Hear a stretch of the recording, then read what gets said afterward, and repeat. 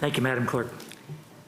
Let's call to order, if you would please, and are able to stand, the Pledge of Allegiance, the United States of America.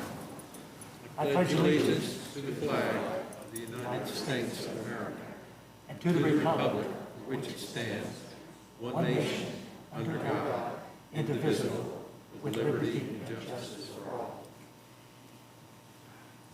The preamble to the State of Missouri Constitution. We, the people of Missouri, with profound reverence for the supreme ruler of the universe and grateful for his goodness, do establish this Constitution for the better government of the state. Now the invocation with Jamie Roush. Shall we pray? Heavenly Father, I come before you tonight. And I thank you so much for who you are. And I thank you, Lord, that we can come before you at any time for any purpose. And I thank you for the gift of salvation through Jesus Christ. I just ask you tonight, Lord, for wisdom, for understanding for all in the room. I pray, Father in heaven, that your will would be done and you would provide protection and blessings and healing on our land and our city. I love you so much, and I am so blessed and so thankful to be a part of this city. And I just ask you, Lord, that we would all unite for one purpose, and that's for your glory. In Jesus' name I pray. Amen. Amen. Now, Madam Clerk, would you please give the oath of office to Alderman King? What? Who's that? What?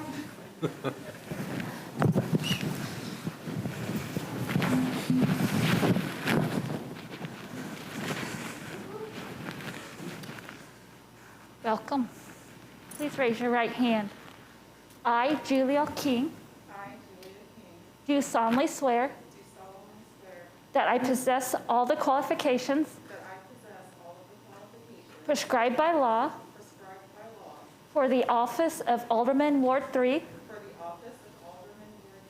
that I will support the Constitution of the United States and the state of Missouri, the provisions of all laws of this state affecting cities of this class, and the ordinances of the city of Branson,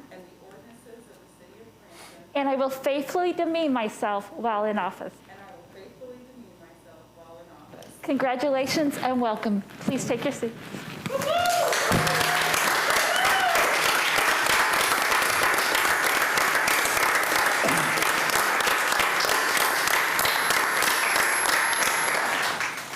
I wrote her a note, Mayor, while she's down. We have a full slate of aldermen. Amen. Please call the roll.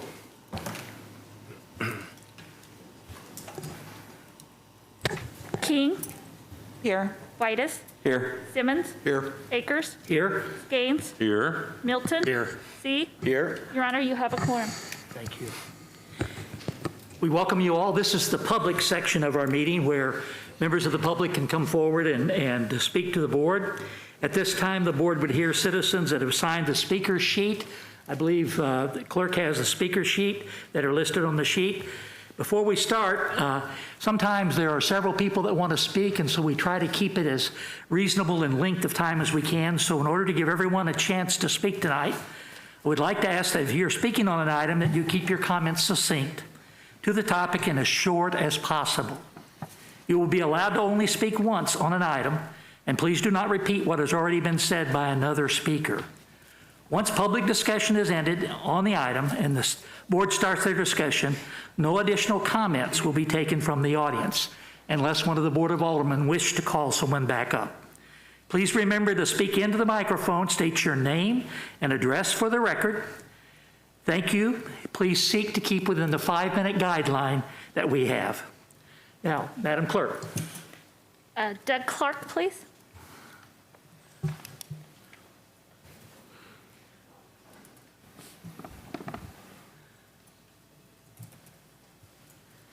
Okay. Doug Clark, 121A, St. Andrews Street. I've been concerned about this for quite some time, and I've been studying viruses how they've been researched and how they've incorporated them into our biowarfare system that we have in our military and also into our general medicine climate. And I guess the main book, I'm just going to show you these if anybody's interested. It's called Emerging Viruses, AIDS, Ebola, Accident or Intentional. And this is a pretty eye-opening research project by a gentleman, and he's a PhD, Harvard-trained health person, and a lot of virologists that are upper-end virologists that are talking about his work on the cover. So I would recommend that if you're interested in our medical system and how it's been kind of compromised. The second book that I'm going to recommend, Virus and the Vaccine, is about the polio vaccine and polio.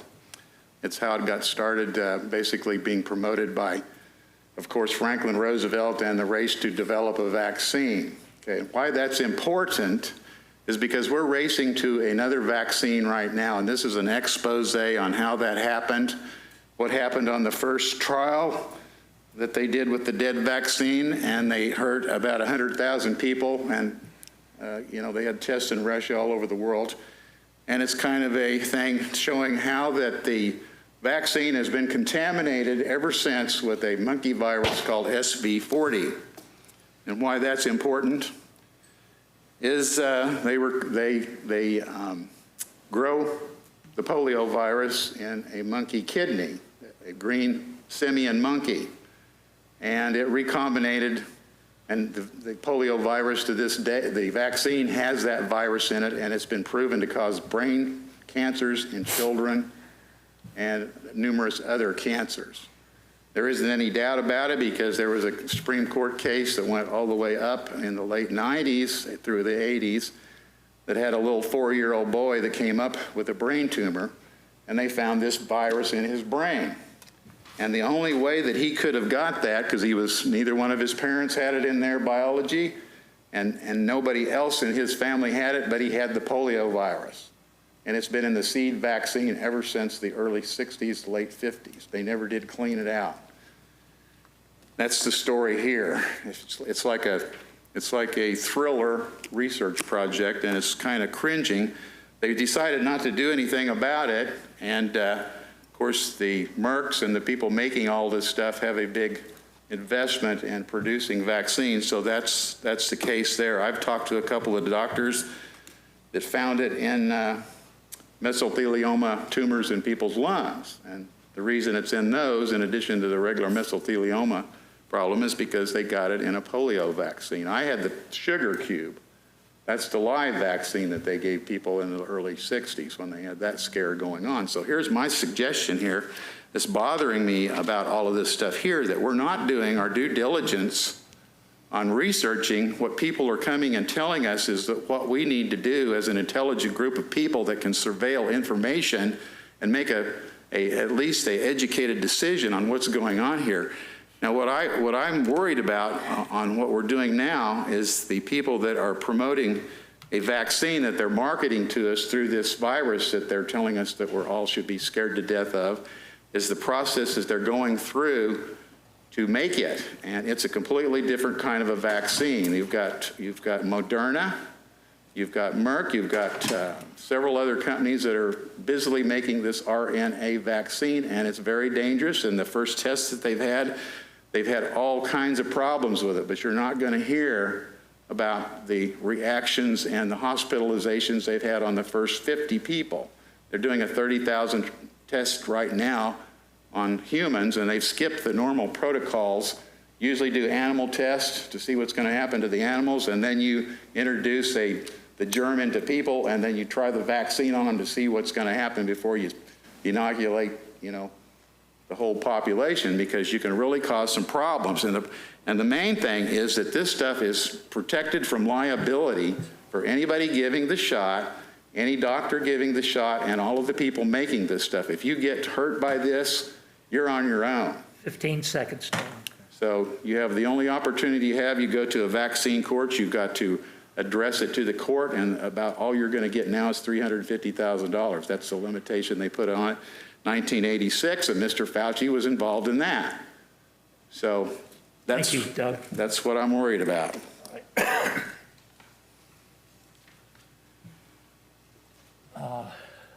Do we have any cleansers over at the microphone or anything?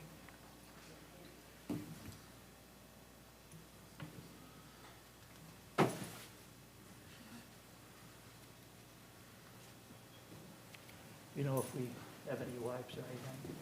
Okay.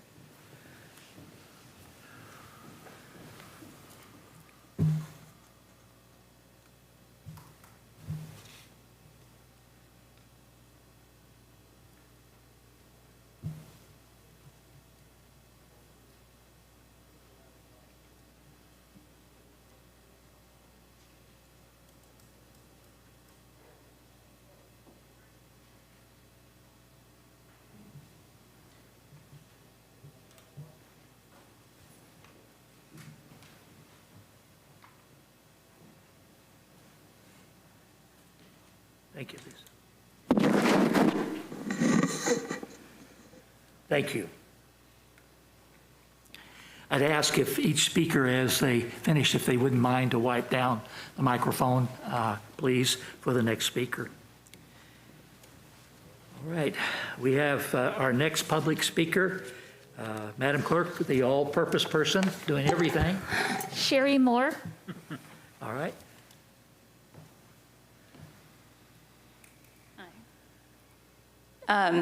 Okay, I'm Sherry Moore, 2191 Lakeshore Drive. The topic is the Recycle Center.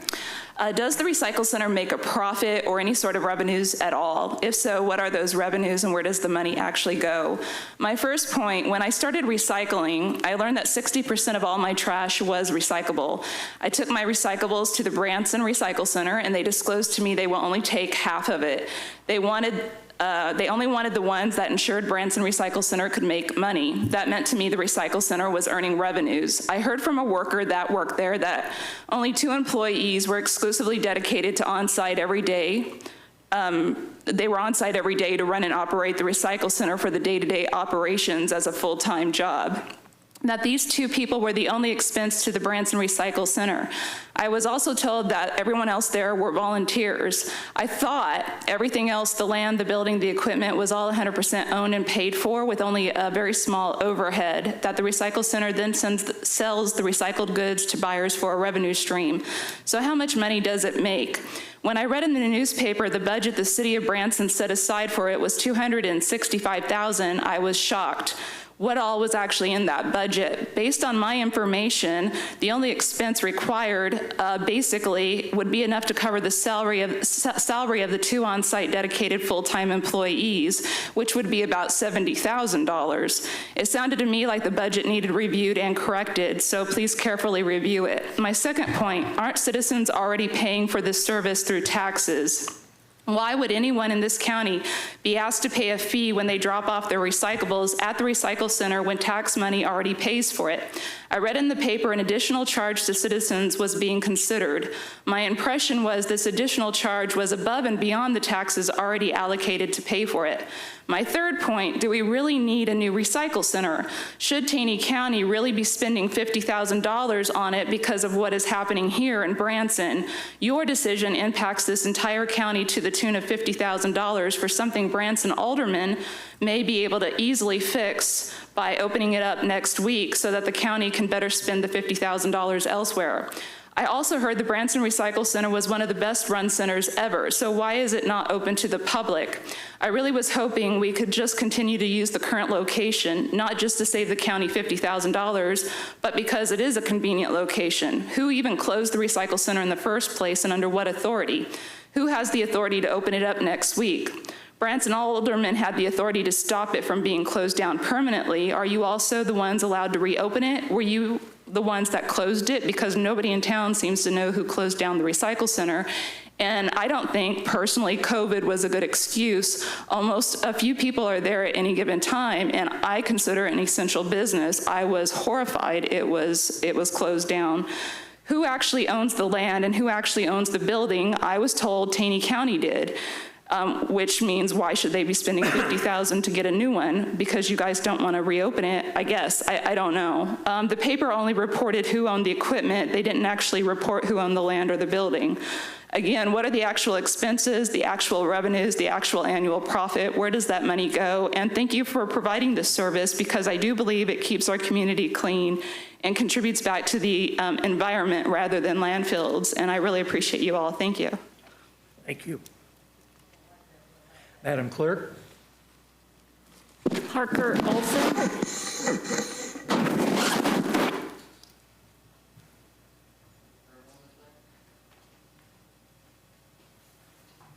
Who's the next speaker, Madam Clerk? Okay. How are you doing today? Okay. Okay, I guess I may need to take this off for you to hear me back here. Parker Olson, live in Branson here at 1033 West State Highway F, Branson, Missouri. Anyways, today I will keep it very succinct, very short and to the point. I would like to propose the idea of looking into potentially a dark sky ordinance in Branson. Note the few things I did want to note on that. The general gist of it is, for the most part, making a timeline for lighting within Branson to switch from, on some of them, from older lighting to LEDs, as well as minimizing upwards facing lights to prevent sky glare. Essentially just short and to the point. Like I said, I'm just a citizen here who is just interested in the idea being looked into because of the potential benefits that I've seen in some cities I've visited that have had similar ordinances. Thank you very much, friends. Thank you, Parker. Parker, would you mind wiping down the microphone, please? Thank you. Yeah, thank you. We make you work when you get to talk.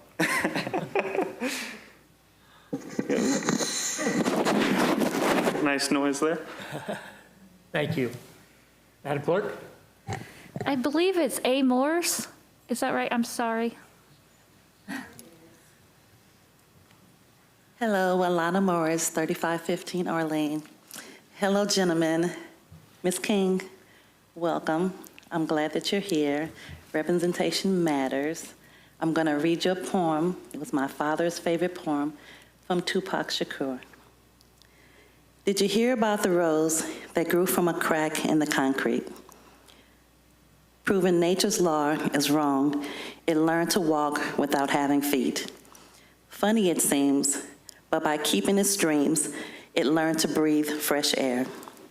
Long live the rose that grew from the concrete when no one else cared. Welcome. Y'all can clap.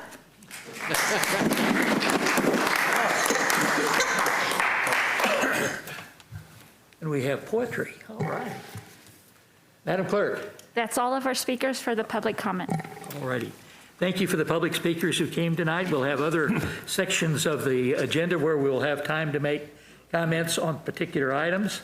At this point in time, let's go to, are there any items from a member of the audience on the consent agenda that you would like pulled down from the consent agenda?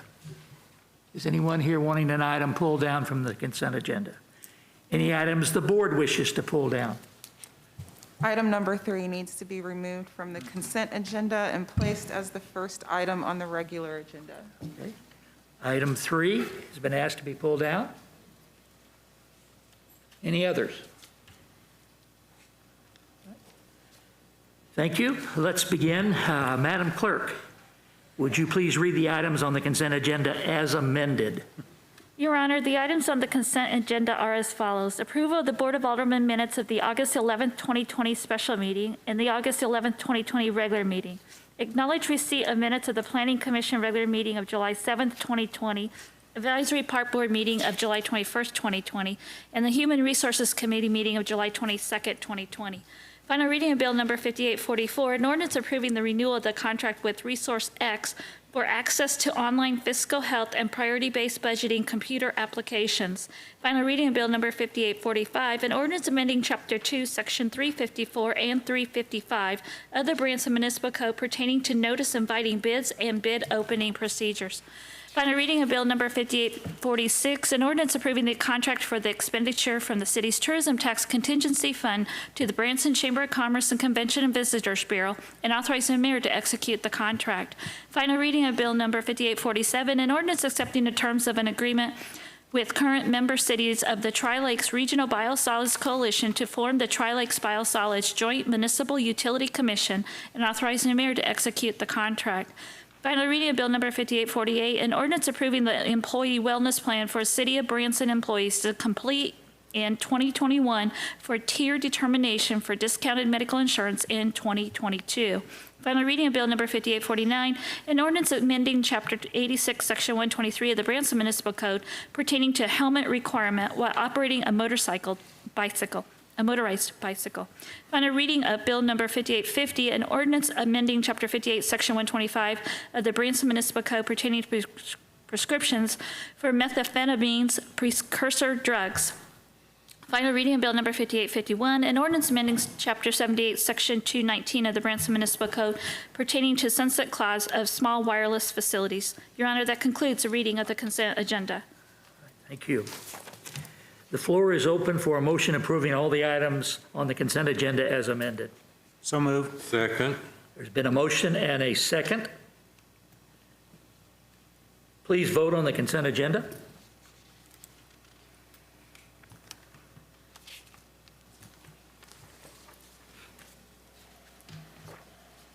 There are 6 present, 6 votes approved. Julie King, yes. Larry Milton, yes. Jamie Whitish, yes. Jeff C., yes. Bill Skanes, yes. And Bob Simmons, yes. The record is complete. Thank you, Madam Clerk. Item number 3 on the general regular agenda. Your Honor, this is the final reading of Bill Number 5843, an ordinance establishing the annual levy of a property tax for general revenue in the city of Branson, Missouri, a city of the 4th class. We now have a staff report from Jamie Roush. Thank you, Mayor, members of the board. The change tonight is after the final BOE numbers were adjusted. I think I spoke on it last time, but we adjusted the staff. BOE is Board of Equalization. Board of Equalization, yes, thank you. Yeah. I spoke on it last time, but the final numbers for the property tax levy is 0.5688, which actually is a savings from last year. And I mentioned last time, a $150,000 home will save about $58 annually in their property tax, if that gives you an idea of what we're at. So that's really the change that we're looking at. We published it at a much higher rate, so we can just move forward, and we hope that you accept this. Thank you so much.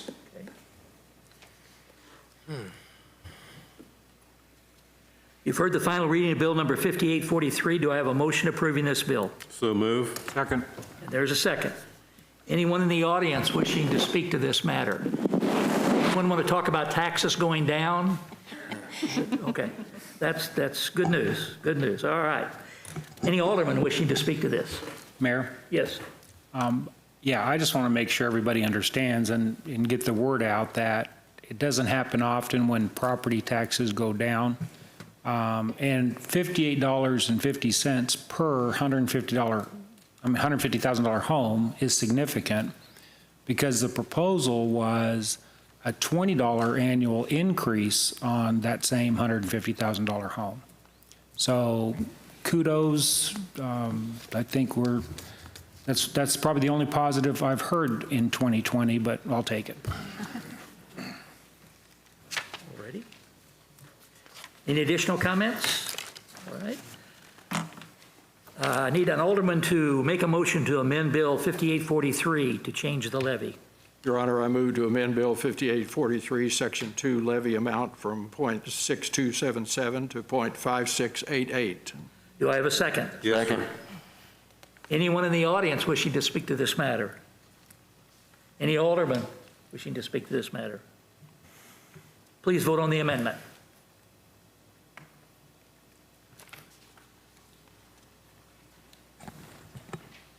Six present, 6 yes, approved. Julia King, Larry Milton, Jamie Whitish, Jeff C., Bill Skanes, and Bob Simmons, all voting yes on the record.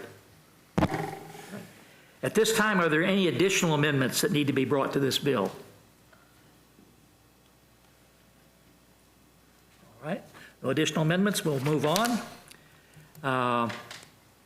We'll begin with the presentation of the second quarter 2020 financial report.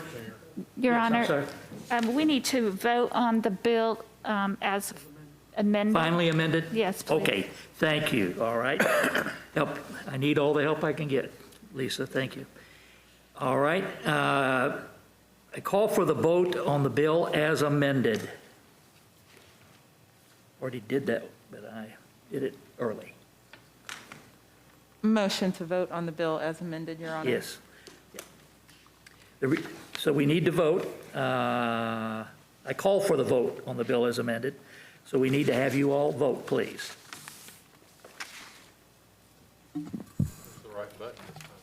Mayor, I have 4 responses. Oh, there we go. Thank you. Yes, 6 present, approved.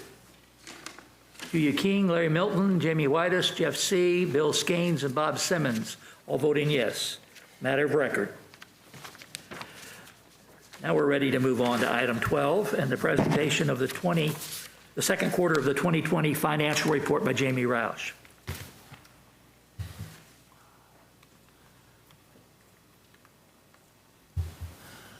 Thank you, Mayor, members of the board. This is for the second quarter financials as of June 30th, 2020. We added a little bit of a different slide in here for you tonight, and the reason why is I wanted you to see the overall impact from last year at this time to this year at this time. We all know that COVID has had an effect on our financials, and I just wanted to show you in a comparison slide presentation what kind of effect.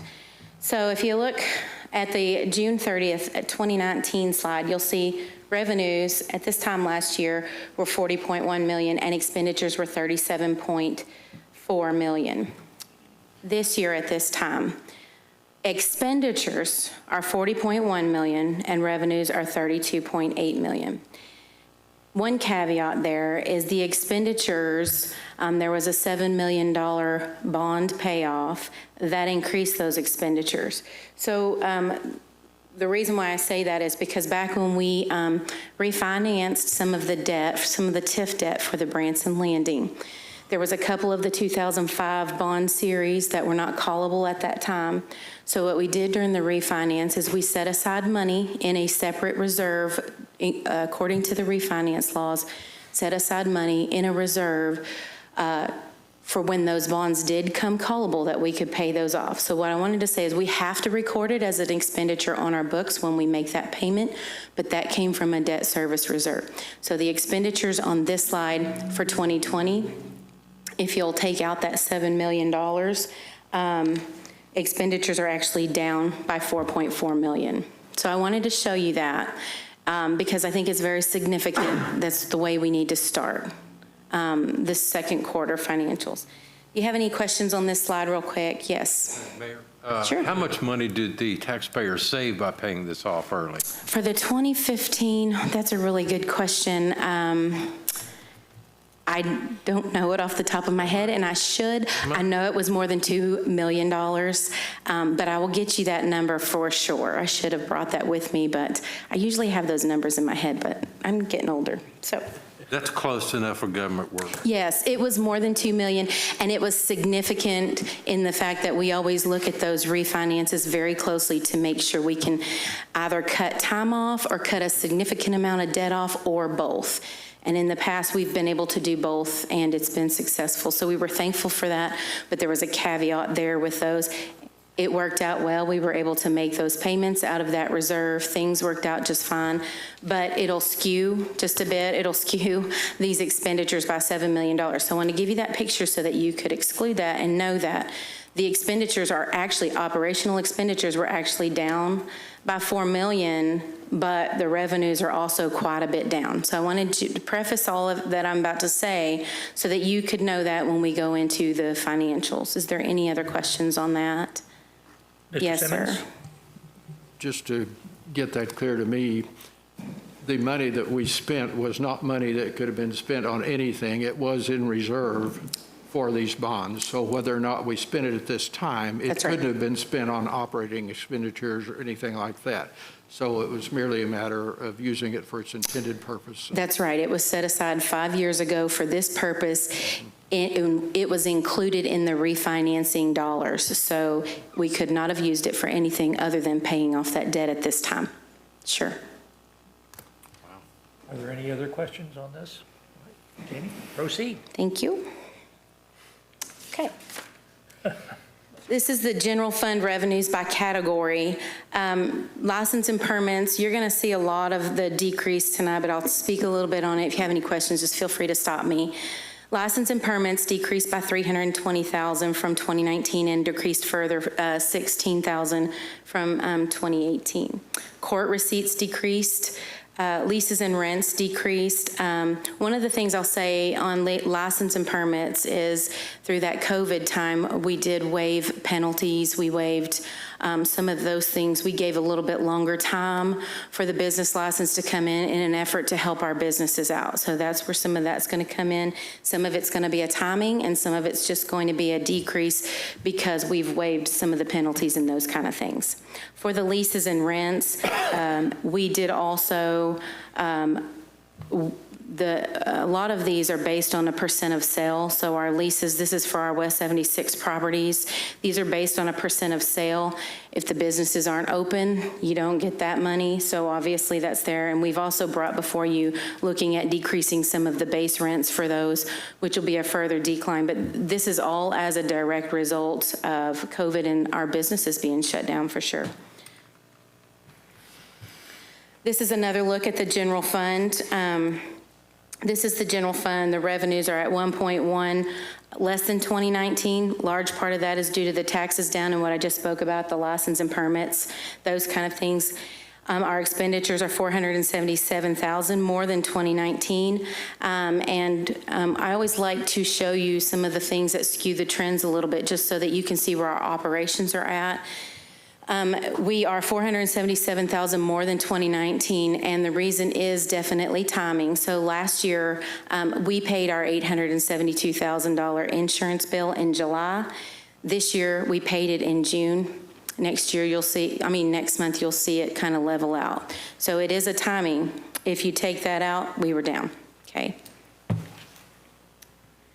This is the public safety fund. We like to put the subsidy that we provide for the public safety in green so that you can see the divide there and that you can look at the operations. Revenues are 2.3 million, expenditures are 5.5 million, and those are operational. This is a look at the general fund revenues and expenses, and this is including the transfer ins and outs, and the last slide was excluding that.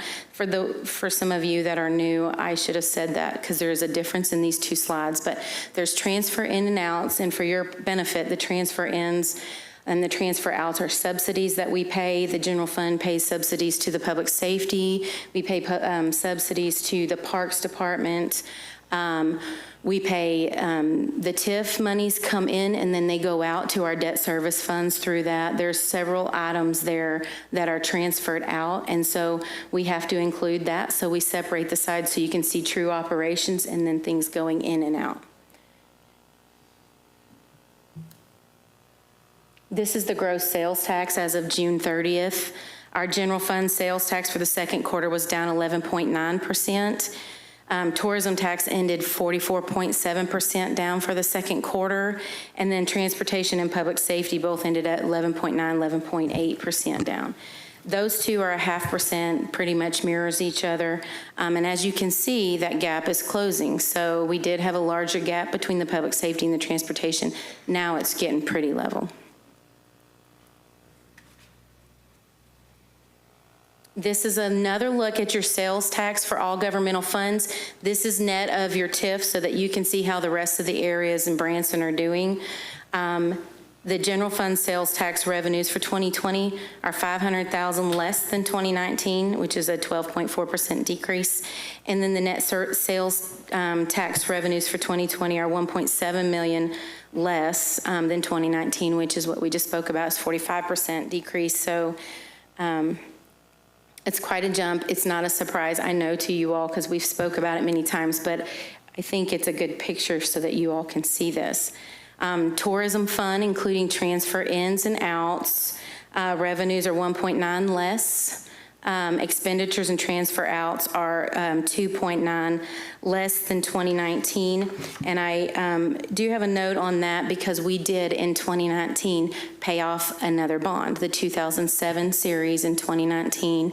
That was one of the last tourism bonds. We have one left, and we paid that off, and it was about a $1.4 million payment. So you exclude that and you get a better picture at where we're at. This is a look at your Parks and Recreation Fund. We do subsidize them as well as the Public Safety Fund. I should have noted early on the Public Safety Fund, if y'all recall, we did decrease the subsidy due to COVID by 25%. So this graph includes the operational subsidy. Operational revenues decreased by $343,000 and expenditures decreased by $177,000. It's always good to see that because even for the general fund, and as I stated earlier, when the revenues declined, you can also see a decrease in expenditures, and that shows the work on the whole entire city. Once we knew these things were coming, we all got together and found ways that we could decrease the expenditures while still maintaining operations for the benefit of the entire city. And this is a look at the water and sewer, and the revenues are $86,000 less. And I will tell you, and that is because we had a FEMA payment of about $230,000 included in those revenues this year for the 2017 floods, and so that'll skew that as well a little bit. So our revenues were only $86,000 less because of that, and our expenditures are $495,000 less. So it's still the same picture. While our revenues are dropping, our expenditures are dropping quite a bit as well to help maintain that balance. And I am happy to answer any questions if you have them. Are there any questions from the Board of Aldermen?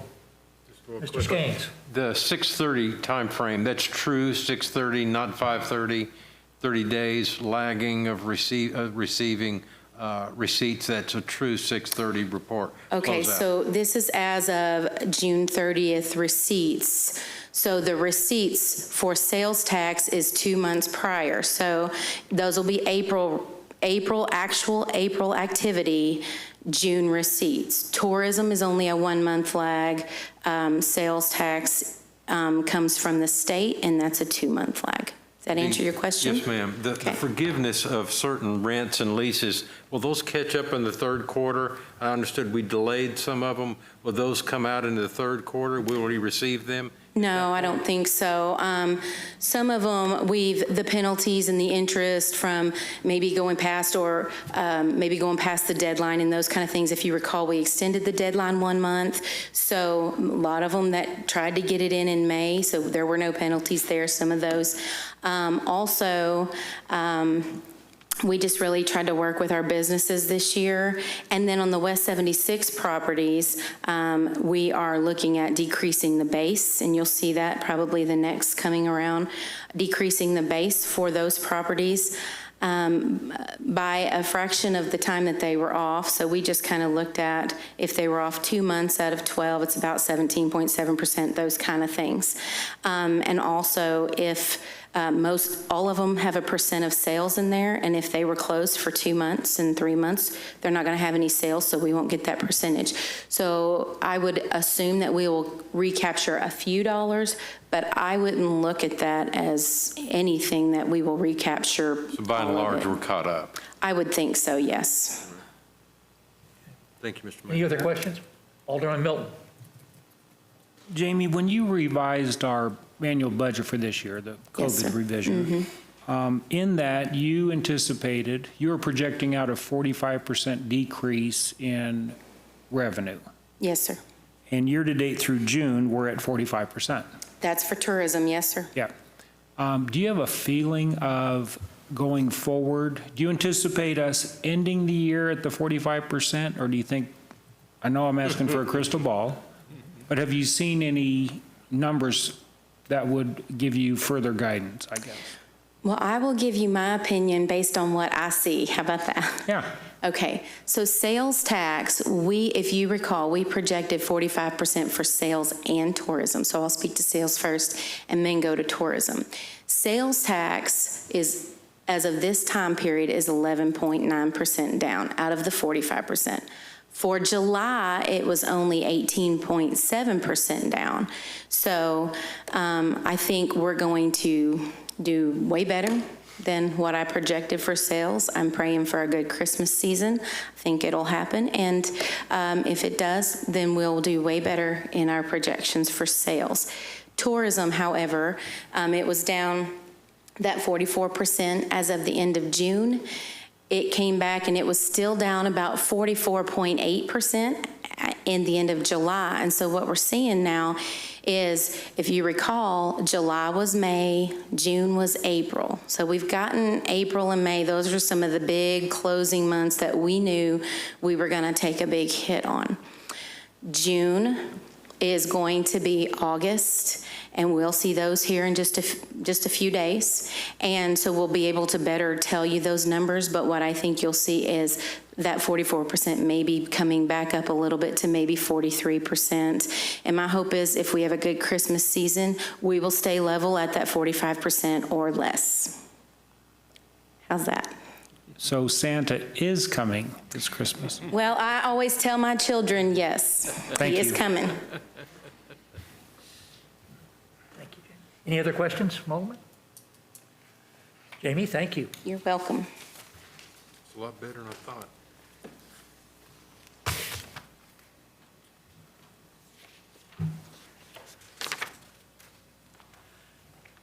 Jamie, before you go, would you wipe off the microphone? Yes, sir, I certainly will, but I'm actually going to hang around. Oh, a little yeah, bit, you are so going to hang around, so I don't, will still wipe. save yourself from work. I don't All mind right, we're wiping ready it to off. move on to item 13. Okay. Begin with a report on the progress of the Aquarium at the Boardwalk Tax Increment Finance District. We will begin with a staff report by Jamie Roush.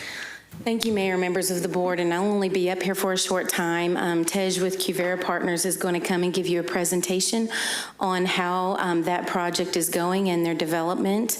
And I will tell you that this presentation was scheduled timely according to their contract, but due to COVID, we had to delay it. So without further notice, I'm going to bring Tej on up here and let him speak to y'all. Welcome. And sir, we'd ask you to identify yourself also and your address, please. Yes. Tej Sunder, 2700 West 76. I will just jump into, I think the last time I saw most of you was February of 2019, so good to see you all again. So we've been asked to talk on these 6 main topics today, so I'll kind of unbox that as we move forward. The spreadsheet you see before you is what we had budgeted for this project and what we've incurred as far as costs to date. So roughly $51.5 million project, and we've incurred about $37 million of that. This is the original budget at just shy of $51 million, and you see with the new current cost, we've had a little creep. We're roughly about $51.5 million. If you want me to slow down or have any specific questions, please ask. We were asked to outline kind of what our original schedule was. I think we got approved on the 26th, if I remember, and we broke ground the 27th of 2019. And we were projecting to be open, hoping to be open July 6, 2020. Our current schedule is extended that out to about 10/17. That's our best guess as of now. A lot of it has to do with the bacteria growth and the species of the fish themselves, and we're working through that process right now. So the completion date, and One of the major pushes was at the front end. We decided to quarantine our fish so that the fish health was premier. So we built our own quarantine facility, which is off-site. We've also expanded the interior of our facility so we can take a better care of the fish. So that was kind of the crux of why we pushed this out. We thought it was good for us long-term. We don't sell any of our products or our attractions, and so we just thought this was the right move, and that's kind of what pushed us out. What I'm showing is what we looked like back in March 2020. You guys probably have all driven by it on a daily basis. All these photos in here are of the original presentation date, which I believe was August 6th. So you'll drive by now and say, hey, there's more blue paint on the walls. But this is what it looked like as of that date from the backside. This is the tank, which you may not have seen. This is as we've gone through and painted all of our corals and added all of our different corals into the main tank.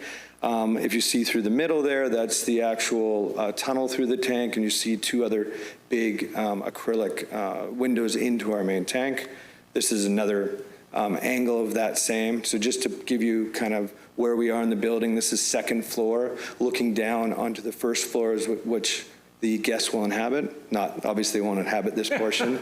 We'll have other special guests. Thought maybe you changed your program. There you go. Shark bait. And then here's simply just another look into that area. Here's an example of a tank. This is called our shipwreck area. You can see this is kind of a off-kiltered ship that's crashed at the bottom of the ocean.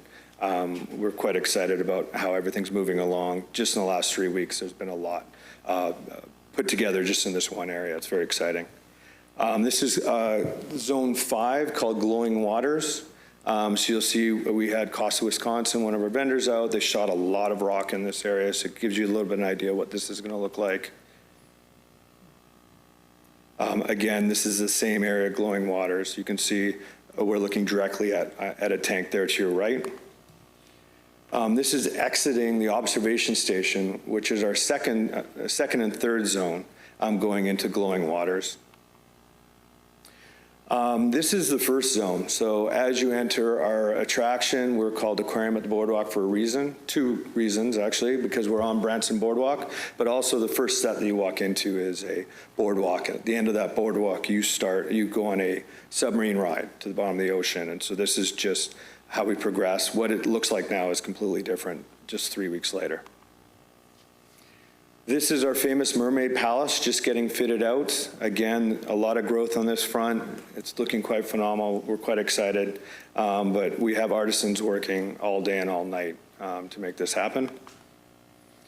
This is where a lot of the money went to. This is and no one's going to see. These are in the back rooms. This is our LSS, our life support system filtration room. This is our life support system pump room. And that is my whole presentation. That kind of gives you an update of how we've been moving forward. Can I answer any questions, or is that pretty straightforward? How do you feel? Are you comfortable with where you are right now in relationship besides the July timeframe? Your October seems to be pretty good. Yeah, the biggest driver, honestly, is bacteria growth. And for us to be able to introduce species into the tanks, we have to make sure the bacteria growth is at a specific point. And so that's what we're really waiting on. That's what we're watching. We need to initiate a portion of our aquarium to make sure that we can foster that bacteria growth. So it really revolves around that. I'll know a lot better in the coming weeks, but we are pushing forward. October 15th is the date we're shooting for, but there is slip. We've run into a little bit of issues when we're dealing with our vendors because they've been shut down with COVID as well. So it's really just the juggling. Right now, as many of you have built or been involved with projects, this is the dance where everybody wants to get in this portion of the building and this portion of the building, and we're trying to conduct that so we can get across the finish line. We feel really good about the movement. Whether we're absolutely going to hit that day, we don't know that yet, but it's in that time frame. So we may slip 15 or 30 days as of right now, but that's where we're targeting. Thank you. Any other questions? Yes, Your Honor. Julia? It looks like your largest overrun was around the building. I'm assuming that's associated with the additional tank that was used for better care of the fish? Yes, so a majority of it is that, and also improving, as you get into this, you find small tweaks that might improve the overall experience. So it's combined both, but majority of that was on the second floor, specifically for what you just pointed out. And is that considered a one-time overrun, or do you think that's going to be an ongoing budget increase that was unplanned? Oh, no, that's absolutely a one-time. That's a one-time expenditure. Thank you. Julie, you may want to pull these things, or you have to almost pull them down in front of you. Oh, Thank so you. they can hear me. Thank you. There you go. Thank you. All righty, any other questions? Mayor? Yes. So if I'm impressed with your finances, what your original budget was compared to your cost. I mean, I think you're spot on. The 3.6 million you had for contingency, you've currently, if I'm reading this right, you've currently used roughly $1 million of that. Is that correct? So you still have the 2.6 million in contingency, or is that included within your bottom line? So I believe we are close to, can you speak to that? It's included. Okay, so right now, without any other changes, you're within, what, $500,000, right? We're very close to our original Very budget close. as we laid out originally, yes. We've been working very hard on both sides of that. Take my hat off to you, that's great. Yeah, thank you very much. Appreciate it. Mr. Simmons? Well, what I've been waiting for all this time is when the octopus is going to appear. Is that imminent? It is imminent. Is it as imminent as I would want it to be? We're working on that. That's one of the vendors. That piece of art is being produced. That 62-foot piece of art is being produced out of Colorado, and they were closed for a lot of weeks there. So we're working that through. They are working double shifts now and through the weekend. So we're trying to get an assessment there. As you guys may have remembered from the renderings, we have a kind of an organic cell pattern. And so as we're fixing the organic cell pattern to it, we're getting an idea for every 20 pieces how long that's going to be taking. So in about a week or two, we'll have a lot better understanding of when that's going to attack the front of our building. So that's kind of where we're at right now. Thank you. I think a lot of people share my curiosity, and it is just curiosity. I want to fly out there the day it starts going up. I'm pretty excited, so. Well, thank you. This is part of a report from a tax increment district that we have that was approved. The taxes don't really start getting collected till October 1st, I believe. Is that right, Jamie? On the tax increment district? The tax will start being collected when the business opens. Right now, what we're doing is we're certifying the expenses for the TIF approved. So they have an eligible TIF expense of $7 million. And so they send us packets. I think we're up to number 4 right now. And then we go through in our department and we certify those expenses that are eligible expenses for TIF. So then once the business opens, then they'll start getting that. But I think you misunderstood I was asking when in general, because that district covers more than just their area, does it not? The TIF? Yeah. This is specifically for this area. Yes, sir. All right, thank you. You're welcome. Thank you very much. Is there anything else you have? Nope, that's it. All right. Great, thank you very much for your time. We'll make you work there a little bit. Thank you. Madam Clerk, we're ready for item number 14. Would you please provide the introduction? Your Honor, this is a resolution authorizing the city to apply for financial assistance with the United States Department of Commerce Economic Development Administration for a grant to finance the Compton Wastewater Treatment Plant flood-proofing project. It must be Jamie night. Yes, it Jamie is. Roush, staff report. Thank you, Mayor, members of the board. Many of you know that we are working very diligently, many of us in the city are, to try to get grants to fund the wastewater treatment plant and the what we need to do to get it above the sea level and on those kind of things. So flood proofing is what I should have said. But in order to do that, we have meetings every Tuesday and we talk through with what needs to be happening with the state And this is one of those items that they need approval for. Myself, Mike Ray to be able to sign off on some plans, myself to be able to sign off on the grants, and Mayor, your signature as well. So this is one of those steps in the grant process that we need in an effort to move it forward. Thank you. Thank you. Do I have a motion adopting this resolution? So moved. Second. There's a second. Anyone in the audience wishing to speak to this resolution? Any alderman wishing to speak to the resolution? Yes, sir. Dollar amount approximately here we're talking about? Okay, so the CDBG, I'll walk you down through it. The CDBG, I believe, is at a max for infrastructure-related items at $5 million. The EDA was roughly around $3 million, and what has just come available in the last maybe a couple of weeks is the CDBG has another pot of funds. It's for disaster relief. The first $5 million is for the 2017 floods for mitigation. This next pot of funds that has come available, because not all of it was spent, was for 2017 disaster relief. And so we're looking for the $5 million for the CDBG mitigation, roughly $3 million for the EDA funds, the economic development that we're talking about, and then the CDBG, we're going after the CDBG disaster relief, what's left over there, to try to build that gap and get that paid for. Up to around $10 million is what we're shooting for.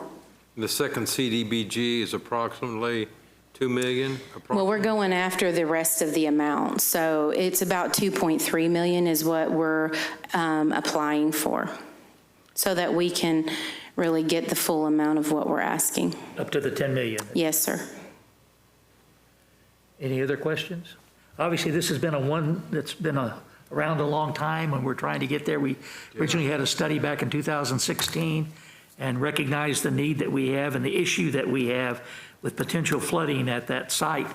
And it'll be 2 years once we have the red light, or the green light, I should say. It'll be 2 years before we probably can really say that we can safely protect that treatment plant from flooding. And so this is a big step forward. All right. Do I have a motion adopting this resolution? Your Honor, we have the motion on the floor. We're ready for a vote. Thank you. Have I asked if anyone in the audience wanted to speak to this? I don't think I have. Or have I? Okay. Don't think, all right. Is there anyone in the audience that'd like to speak to this? Let's just make sure. All right. And the aldermen have spoken. I ask you to please vote.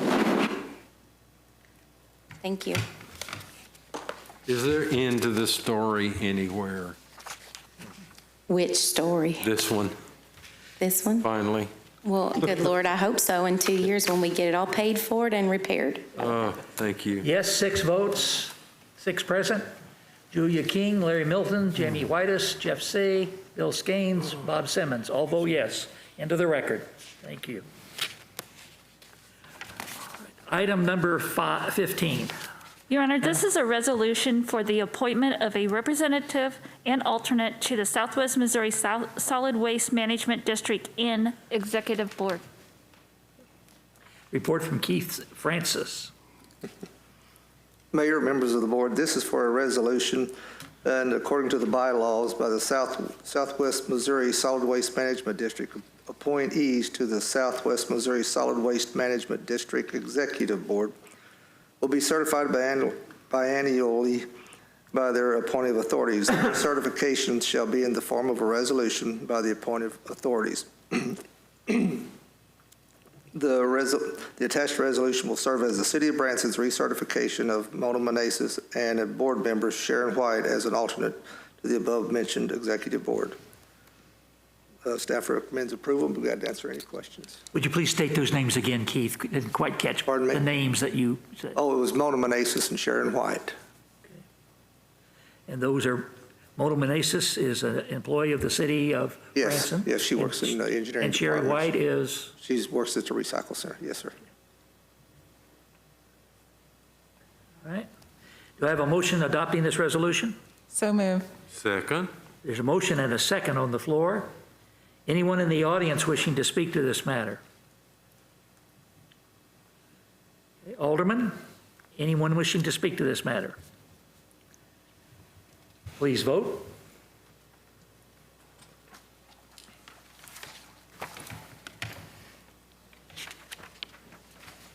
Yes, six present. Julia King, Larry Milton, Jamie Whitus, Jeff C., Bill Skanes, Bob Simmons, all voting yes for the record. Thank you.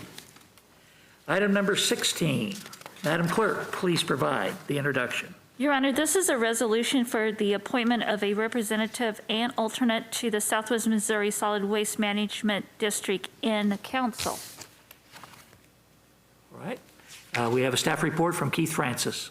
Mayor, members of the board, according to the bylaws of the Southwest Missouri Solid Waste Management District, appointees to the Southwest Missouri Solid Waste Management District Council will be recertified biannually by the appointive authorities. This recertification shall be in the form of a resolution by the appointive authorities. The attached resolution will serve as the City of Branson's recertification of Mona Meneses member as a council member, and Sharon White as the alternate to the above-mentioned executive council. Council consists of representatives from each city in the county. Typically, the council meets once each quarter. Staff recommends approval. I'm glad to answer any questions. You heard the staff report. Do I have a motion adopting this resolution? So moved. Second. There's been a motion and a second. Did you get both of those, Madam Clerk? Yes, Your Honor. All right, thank you. Anyone in the audience wishing to speak to this matter? Any alderman wishing to speak to this matter? I have a question, Your Honor. Yes. So is this, what's the existing change? So going to a recertification, Every 2 years, they recertify these people. and it's been that way? Yes, since 2009, I believe. Okay, Yeah. so this is just keeping that same practice in place? Correct. Yes, ma'am. Thank you. And Mona has been a representative on this before? Since and- 2009, yes, sir. Okay. All right. Any other comments? Please vote.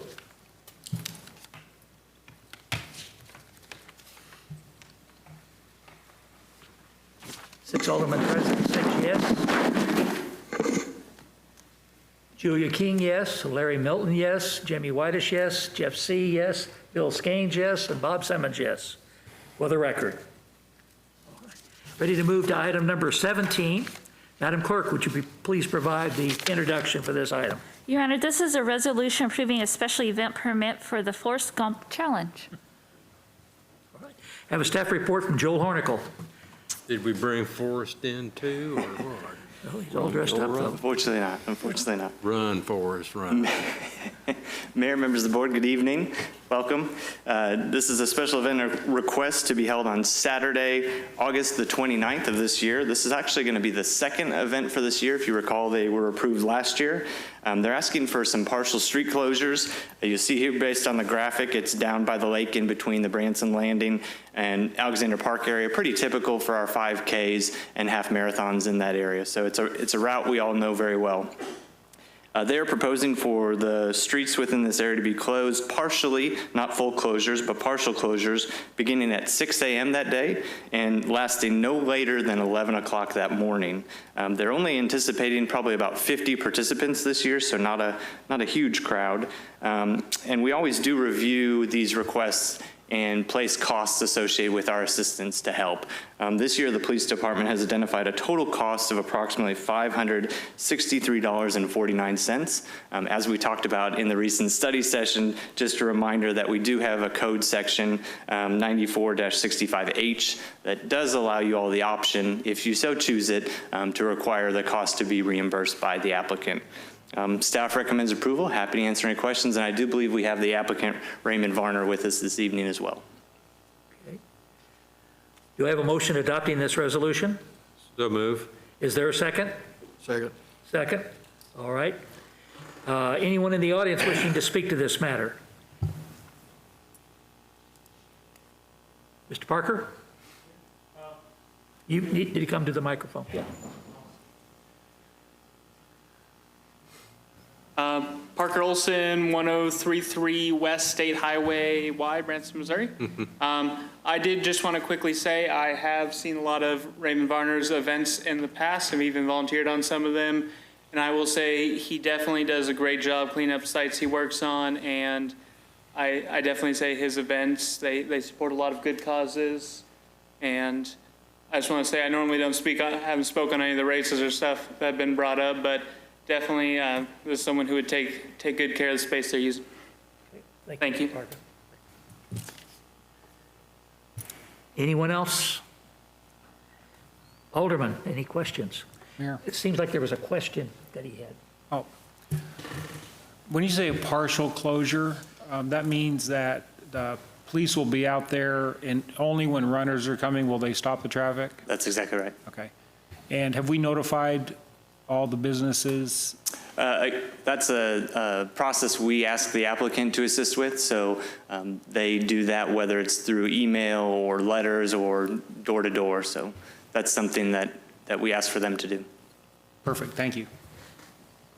You had a question in your presentation about it'd be our choice if we ask the applicant to share some of the cost. Is that your recommendation or is that just a comment? We're simply making a comment that that's a code and it's up to you all to decide that. Okay.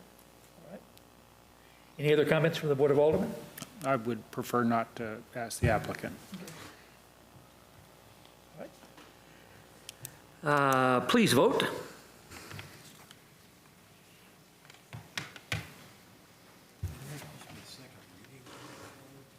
There are 6 aldermen present. Yes, 6. Julia King, yes. Larry Milton, yes. Jamie Whitish, yes. Jeff C., yes. Bill Skanes, yes. And Bob Simmons, yes. Thank you. Matter of record. Item number 18, Madam Clerk, please provide the introduction. Your Honor, this is a resolution approving a special event permit for K-Life Run to the Lights. Right. Another staff report from Jeff Hornicle. Mayor, members of the board. Oh, Hornicle. Where'd I get Jeff? All right. This is actually a first round for this event, although there have been similar events in the past helping K-Life as a fundraiser. This particular one is looking to take advantage of an already approved special event. The lights, the run to the lights there you see around the Lights of Joy drive-through that you all approved earlier this year for Expressway Lane. This event is proposed to occur on Saturday, October the 31st of this year. And again, we're looking at a partial street closure for this event that would begin at 4 o'clock that day in the afternoon and last no later than 7:30 that evening. They are anticipating about 300 participants for this first year event. As I mentioned in the previous one, staff does their review. With this one, we actually anticipated no costs. And primarily that's because a majority of this race takes place in both Westgate, which are private roads, and then on Expressway Lane, which is not a city road. So there's only a very small portion of the route, and it's gonna, which is going to happen up here at the intersection of Rourke Valley Road and Shepherd Hills Expressway, where there'll need to be some safety measures put in place just so traffic coming into Westgate or down Expressway Lane is aware that there's an event occurring. So that's really the only reason why it's before you all. It's a small amount, but it's worth noting, and it's also an awareness thing. We want to make sure that you all are comfortable with it, the community is aware of it, just again, as we talked about in our presentation during the study session last week. As a result, staff recommends approval and happy to answer any questions. Do I have a motion approving this resolution? Motion. So moved. Motion. There's a second. Anyone in the audience wishing to speak to this matter? Any alderman wishing to speak to this matter? Yes, Jamie White. What was the date on this one again? It's October the 31st. That's a Saturday. Halloween. Halloween, that's right. And again, this will be kind of the kickoff to the Lights of Joy, which will be occurring all of the month of November and December. Please vote.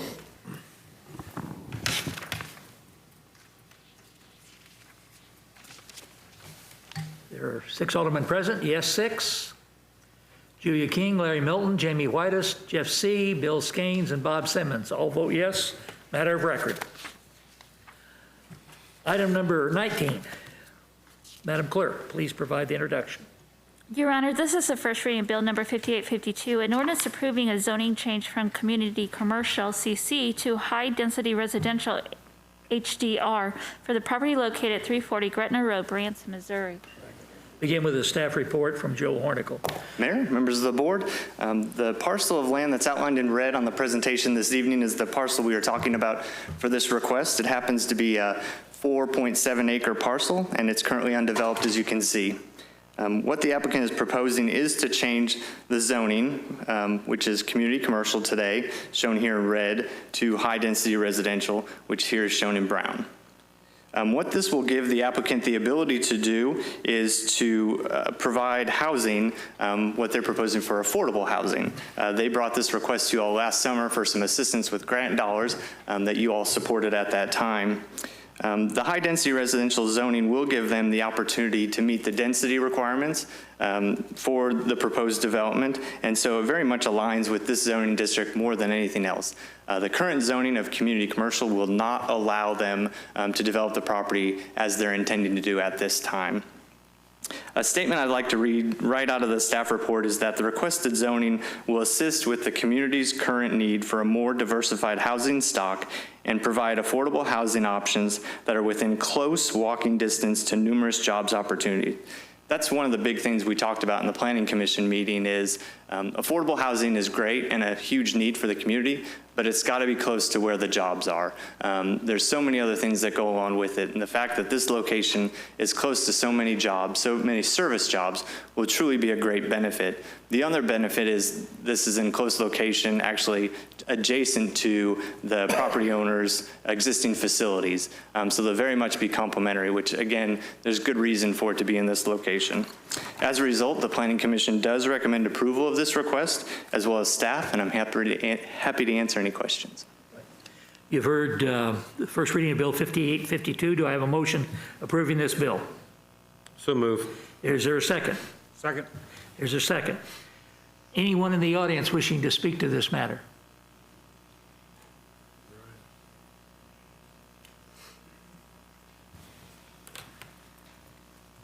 Brian Stallings, 137B Lake Hills Drive, Mayor and Aldermen. I'm the applicant, and so I just wanted to give you an opportunity to ask me any questions that you may have on the development.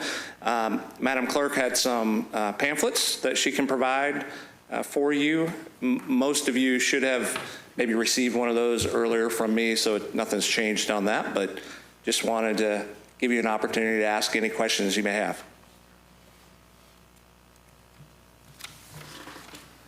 Mayor? Board of Aldermen, yes. Brian, this has been a need in our community since I've lived here, 27 years. I really want to take my hat off. I know for you from the beginning of the conception of this idea to where you are today, I can't imagine how many hundreds of hours you've put into this. Yeah. I want to thank you for putting in the time and bringing this to fruition, and I am very supportive of this. Well, thank you. We feel like this is a home run for some housing and just feel like it's going to be a good solution for where we're located. Any other Aldermen have any questions or comments? Mayor. Yes, Jeff Say. Brian, thanks for coming. Just some house cleaning things. What about outside storage? Like, you know, how many parking spaces do you have? If people have bikes, things like that, how are you going to handle that? Right. We'll have public parking available so that if they do have a vehicle, then there'll be parking allocated for that. We will have some bike racks. We've kind of been in that field over the past 12 years a little bit at times with bike racks, so we will have that available. So you would anticipate that you'd have to concede for everybody may have at least one vehicle? We do. Highly unlikely, but we would allocate for that. Right, and then the stores or the type of things where people would be coming, you know, the general public may be coming into some of those retail spaces that you have, so you'll have plenty of parking for that. Still have plenty of parking there, as well as parking in our existing facility, which butts right up to it. Mm-hmm. And so there'll be access from both sides. Gotcha. And then as far as anything stored outside, you're going to have regulations for that? Are they going to have an area? No. If we have anything stored outside, it would be a storage unit that would be gone through Joel that would be provided at an extra charge. I got you. So small storage units that possibly they could rent, but there won't be clutter or anything like that outside. So it'd be a comprehensive rental? Correct. Not one at, a small one at each one, like a Correct. little portability? No, it'd be like on a section of that might be 10 storage units that could be Gotcha. available to rent. So basically, driving by it, hopefully will look just like this? It'll look like a great Gotcha. development, yeah. Okay, thank you. You bet. Any other Alderman questions? Yes, sir. Mr. Skeen. Julia's ahead of me down Oh, there. Julia, I'm sorry, I missed you. Not a problem. I think what you're doing is wonderful. I've looked through the plans. I think they're great. Just a couple questions. Some of the questions I had while I was looking through things over the weekend, why here and why not any other area in Branson? Yeah, that's a great question. So housing's great, just like Joel said, if we had affordable housing all over town would be fantastic, but what separates, I believe, this housing from any other housing development is the fact that we're located right next door and we can case manage the residents, which is what will actually move them to the next step in their life. One of our philosophies is to empower people through work, and by being able to be located right next door to them, we can be hands-on with that process. And I think that's the biggest key. I think if we were to locate this somewhere further out, one, you're going to have difficulty in accessing those jobs to empower those people to work, and two, case management would be much more difficult. Thank you. You bet. And Joel, you mentioned the grant dollars were requested and approved. I just wanted a brief historical update on that timeline. So for clarification, I believe there was 5 or 6 applicants that came before the board last summer in preparation when the state allocates annual dollars to housing. There's a pretty competitive process, application process for those funds. So the fact we had 5 or 6 really said to the need. However, only one was actually awarded grant dollars in the community. Unfortunately, it wasn't Elevate Branson. However, they have been working with SIMCOG up in Springfield, Southwest Missouri Council of Governments, to obtain some other grant dollars that went through a different process. And I'd have Brian speak to their status on that. Thank you. Yeah, last year when we came before the board for that, in applying for that grant, they were looking just to make sure that we had a letter of support from our Board of Aldermen. And so that's what we were looking for, was just support at that time to apply for that grant. Since that time, we have applied for the Federal Home Loan Bank grant through the Federal Home Loan Bank of Des Moines. We're in the second round of that. That funding for the last 2 years has been awarded to the similar type of project in Springfield, Missouri. So we feel very confident that we're close to maybe landing that grant. And then we will also be applying for some CDBG money for that infrastructure cost. So hopefully that we don't come back to the city to ask for money, that all those costs will be taken care of. Thank you both. You bet. Mr. Mayor, Brian, I appreciate you sitting down with Bob and I here last week or week after or so. I hope you didn't perceive that we were grilling you pretty well, because we did pepper you with a lot of questions. But the issue of CDBG, would you discuss that a little further? How many dollars that you're after in that, and what that will actually pay for?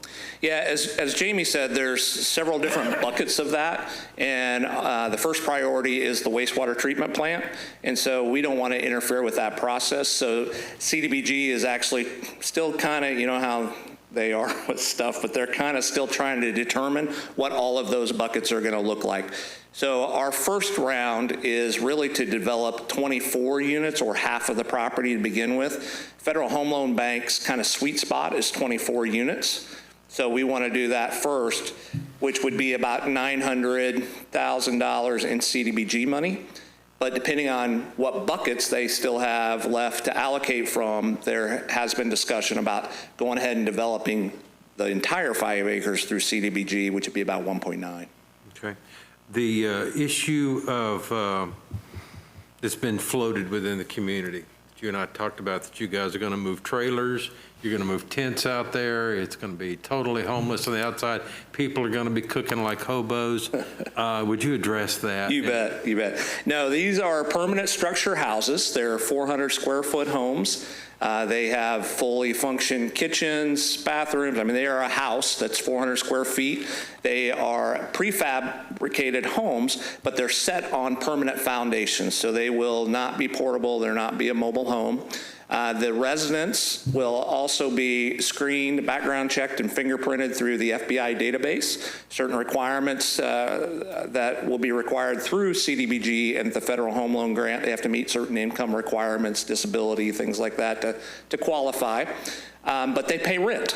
So they're all required to pay $400 a month in rent. Okay. Last but not least, you provided the eligibility within the community. Do we have a slide for this up there? To go up there at all? Probably not, no. Okay. I think that was real important that it was sort of shared with this board, because previously, like when Bob and I had met with you, a lot of members of the community had not seen this, so the objections of many people were answered by the answers on this sheet here, which leads me to the last part here. I made suggestion that you meet with your neighbors and have discussions. How did those go? Yeah, I was able to meet with the folks at the campground and clarify some things with them and gave them the same information, asked them if they had any additional questions to reach out to me. I haven't heard anything, so I'm thinking that they're good. I talked to the owner with the motel across the street from the property, talked with him on the phone yesterday again, as a matter of fact, and so he seemed to be very okay and excited about the development. I responded to an email to the property owners behind us, which I think is Ozark Property Development or the Hakes, and sent an email along with this document as well. I just heard a response from their representatives that they received it, and they just said if they had any other questions, they would check with their clients. And then I was not able to reach the gentleman on the corner. I didn't have any contact information for him. Last question, is the property free and clear? It is debt-free, and so we are excited about that it is in our possession with no money owed. Thank you. Alderman C., you had something you wanted to share. Confirm for us that in order to qualify for this, do you or do you not have to be involved in one of your programs? You do not have to be. Okay. And then also, as far as your facility, and I think we discussed this before, that no one would be in Elevate Branson in your facility there unless they were involved in a program. Is that correct? Well, I mean, we have visitors come in, or we have. But I mean, as far as feeding people or adding assistance and stuff? Right. We are not a congregate feeding place, soup kitchen, or anything like that at all. We provide meals for our Jobs for Life, which is now Elevate Work program. So if they're in that program, a meal is provided. But it's not available for people just to walk in. Right, because I've had, several people approach me and say that it may attract other people who may be homeless. Yeah. And so otherwise, the only reason to be there would be because they're part of your program, or they're leasing or renting one of these. Or they're looking for assistance, and we connect them to other resources. Okay, thank you. Or they're attending your shop downstairs. Yeah, or the thrift store, yeah. Mayor? All right, any other, yes, Larry? Lisa, since this was a handout, will this be included in the minutes? So I was just going to, watching, that's what Alderman Gaines was holding, I believe. It will be uploaded to this agenda item tomorrow. Oh, thank you. On the web. Thank you very much. I was wondering what you were looking at. Yeah, I was trying to see what you had. All right. One more thing I'd just like to point out, which I think is obviously a concern of our community, and just want to make sure that everybody is aware of this, that we are going to vet people to make sure that they have been a Taney County resident for 12 months or longer. So in other words, somebody couldn't just move in this development. We want to make it available for our community first. So just wanted to point that out. Any additional comments? All right. Are you ready to vote? Please vote. Oh, yeah. Okay. Yes, you can. I'm sorry. Sir, you can. But you need to come up to the microphone. Oh, I thought we did that. thought we'd asked for it, yeah. Yeah, we did.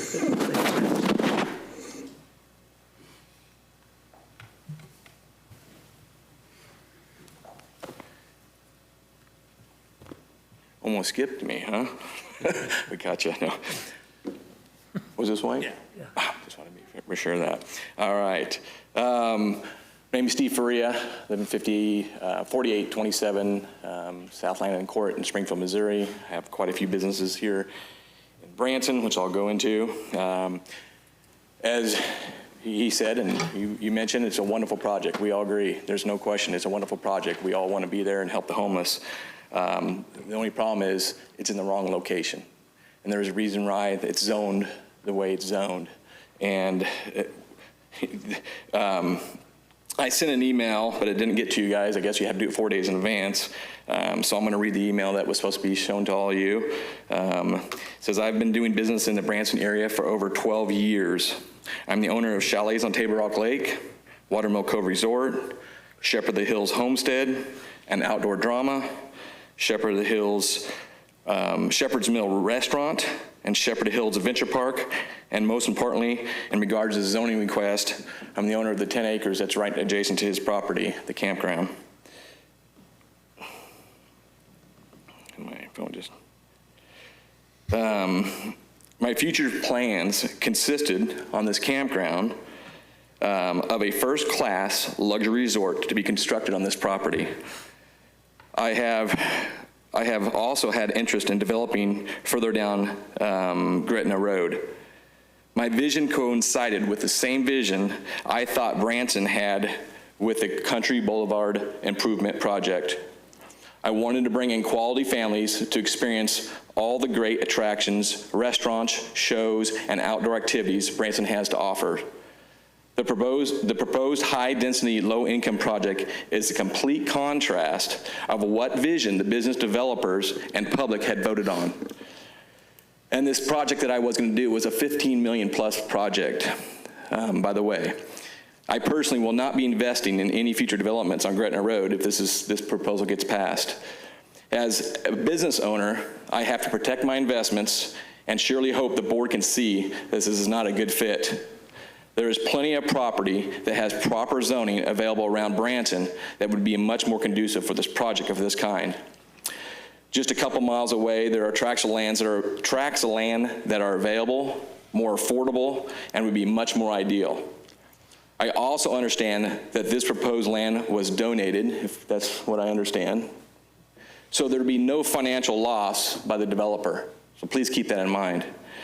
I also heard he mentioned that it was convenient for him to have it next door. That's great, and it would be convenient, I'm sure it would, but it's not convenient for us, and it's not fair to us. We're in the proper zoning.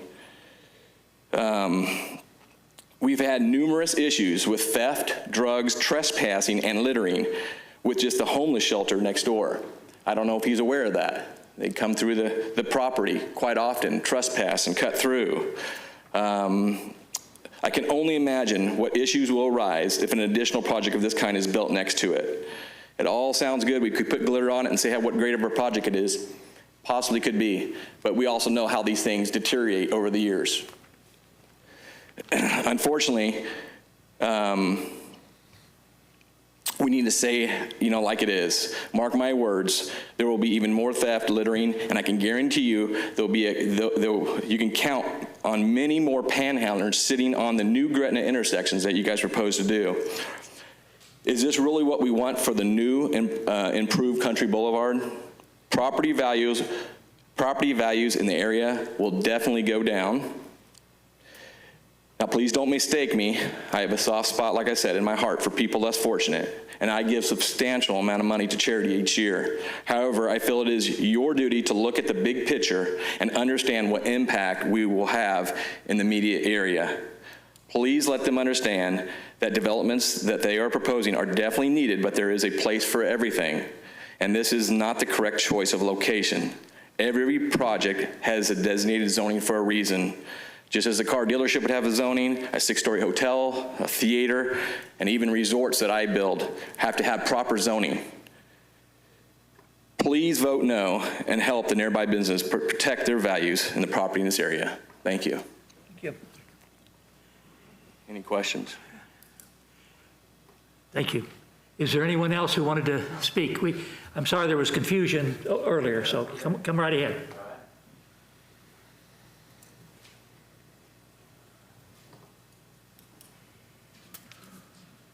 My name is David Faria, and it's going to sound a little bit confusing here because I'm the owner of the campground business, but Steve has the property, so that's that relationship there. I had an email that I had written too because I didn't know I was going to be here tonight, but it's a little bit of an awkward situation here because I am neighbors. We've actually been neighbors twice because I was in Mill Creek next to you back in a few years back, so we're still neighbors again. So I don't have anything personally against the project, and I understand. And I echo what my brother said there. I certainly donate money every year to these types of projects and helping the poor. And so by my opposition to this, I don't want that to be construed as that I'm not for helping those people that need help. That's not at all. The situation or the concern that I have is that we are a tourist community and we're trying to draw in tourists, and we're spending a lot of money to do that. The improvement district, I just got a tax thing from the state saying that I have to raise my taxes that I'm charging my customers up to 14.1%. And that is to pay for all these improvements that have been done to bring up the tourism and to elevate the tourism in Branson. And I feel, as well-meaning as this project is, that it is going to counteract that and not help what we're trying to do as far as increasing tourism.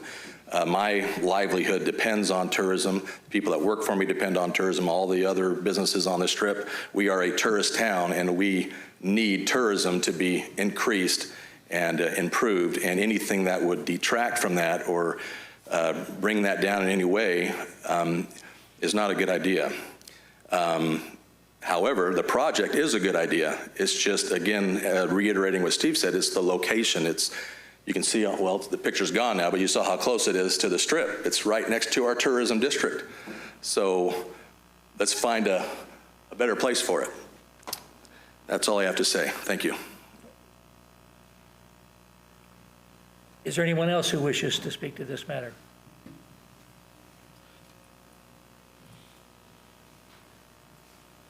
Thank you for allowing me to come speak tonight. My name's Nate Schluter. I'm the Chief Visionary Officer for Eden Village in Springfield, Missouri. I live at 2400 East Latoka Street in Springfield, Missouri. I'm good friends with Brian Stallings and the Elevate Branson staff. I think that they do an amazing job of helping people on the margins in your city. Unlike Springfield, our mission is specifically to the chronically disabled homeless population. Their focus is to the Branson workforce. Many of them have a disability.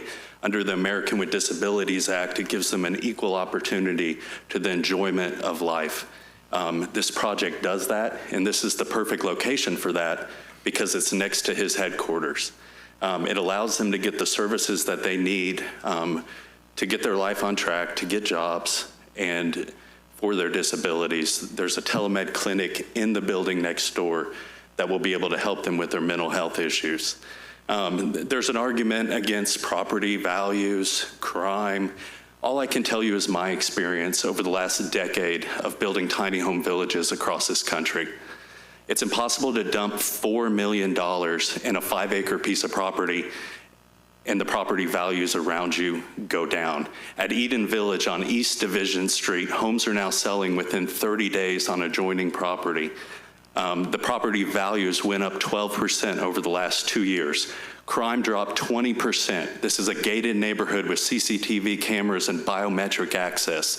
The Springfield Police Department will tell you that our community, which is going to be much like the Elevate Branson community, is the most secure and safest neighborhood in Springfield, Missouri. We have a neighborhood watch program, and 60% of our residents are certified with neighborhood watch training.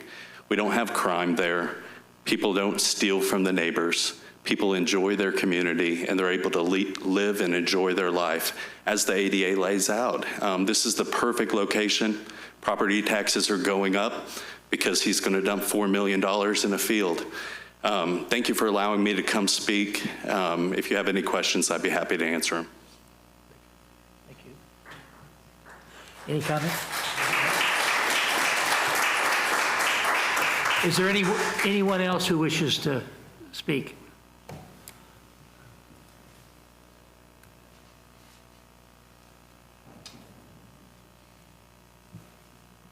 My name is Chris Meyer. Actually, I did not come here tonight for this, but I find it quite interesting. And I think the question that we have to at some point ask is, are we going to just allow all different types of uses all over town? And even before, not even seeing this project, there's times where I drive around and I'm like, why are we allowing, something that's not a tourism experience where it is? And so, the model I always think of, if this town was one big resort and we acted like Disney, what would we do? And so that's just the question I would ask of you. Is this, if Disney was running this operation, would they do this? And so that's for you guys to decide. Everybody has great points. Thank you. Chris, would you mind wiping off for you? Look, we got another speaker. Appreciate it. See, I told you I'd make you work for talking.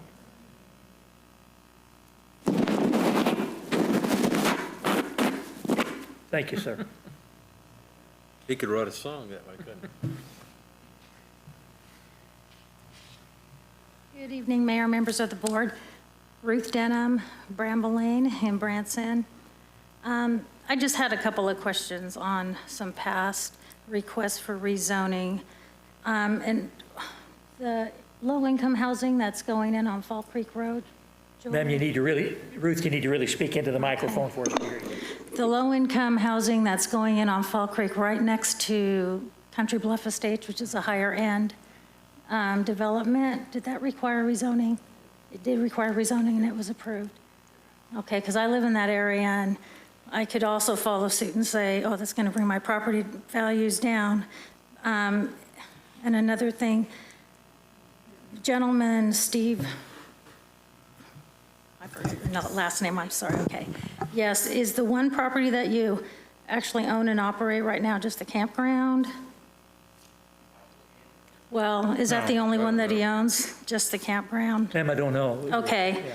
because it's really people that have invested into this city and that have been here for a while, and ensuring that someone has even lived in this area for 1 year before taking them in. Other places here that are helping people that have different types of addictions.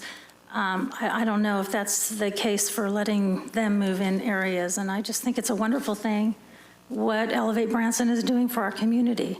It's been a huge concern in this area, and so to have someone, a group that is actually willing to invest and actually help people with a hand up instead of a handout, and that's exactly what they're getting. I'm just overwhelmed with what they're doing for our community. So just for fairness straight across the board, to just please reconsider, because there have been other properties that have gotten rezoned that are in not developing in the same way other developments are around them. They've been approved, so please take that into consideration too before making your decision tonight. Thank you so much. Ruth, would you mind, before you leave the microphone, please? Thank you. Mayor? Yes. May I think, Ruth, I think there needs to be clarification. You asked the question if the property on Fall Creek Road had been through planning and zoning. If it had been rezoned, a request for rezoning. Been rezoned. It's been rezoned, yes. But it didn't go through the planning and zoning. I just wanted to Okay. clarify that. Thank you. You bet. Can we ask questions back there? Do we need to? I just had one of what the zone now. Joel, what is this property zone now? And how long has it been zoned the way it is, you know? Community commercial, and since, I don't know, a long time ago. The one thing I failed to point out in my report was, we weigh heavily on the community plan, 2030s, future land use plan.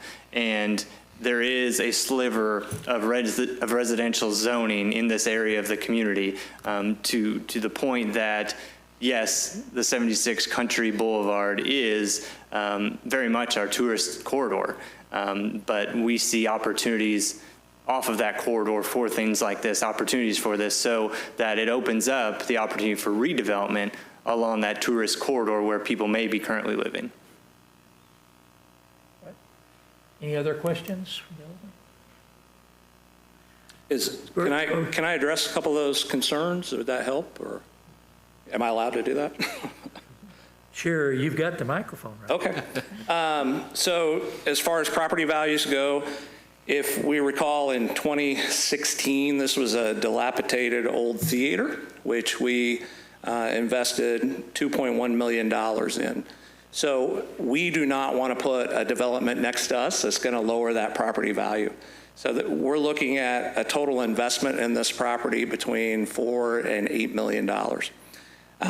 So we do feel like it's going to increase property values. Also, one of the reasons that we're asking for the rezoning is so that we can bring in a tiny house development. So community commercial already allows for multifamily, but we believe that the tiny house development will actually garner more national and regional attention.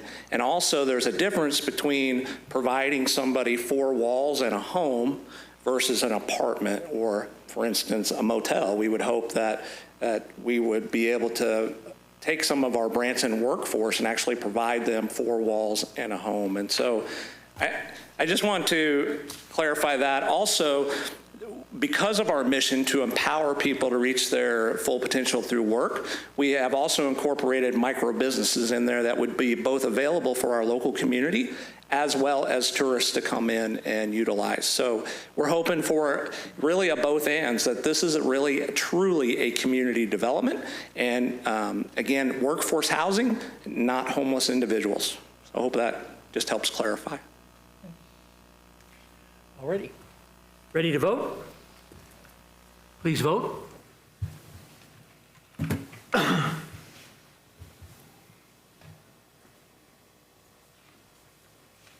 6 present, yes, 6.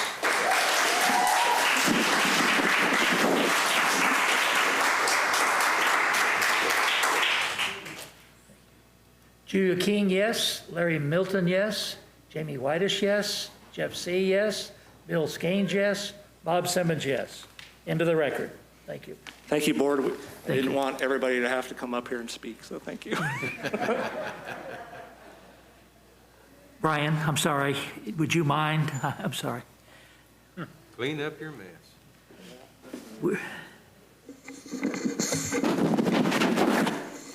Thank you. All right, item number 20. Madam Clerk, would you please provide the information and introduction to this item?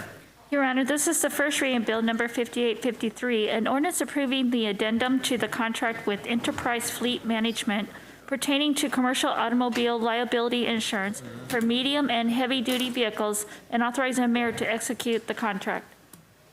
Okay. Begin with a staff report from Jamie Roush. Thank you, Mayor, members of the board. We currently have a master lease with Enterprise for our fleet. This is an addendum to that master lease, and basically what it is for is to include insurance requirements for medium to heavy-duty vehicles. We currently have one medium duty. It's a crane truck, and so they wanted to make sure that those requirements were included in our master lease agreement. So I did check, I did check. We did check with our risk and safety manager, Bob, to make sure that we already had those levels, and we have an umbrella policy that covers 11 million. So we are currently covered. We just needed to make sure that this addendum was in there for Enterprise's records and ours as well. Well, you've heard the first reading of 5853. Do I have a motion approving this bill? So move. Is there a second? Second. There's a second. Anyone in the audience wishing to speak to this matter? Any alderman wishing to speak to this matter? Yes, sir. Are there any cost savings in this move here, or is there just edification, clarification? It's more just clarification. It's not really a cost. We already maintain an umbrella policy of $11 million, and their max, they're just looking for $5 million, and they just wanted to make sure it was in our agreement. So that's where the addendum came from. So no increased cost, no decreased cost, flat? No. Thank you. You're welcome. Please vote.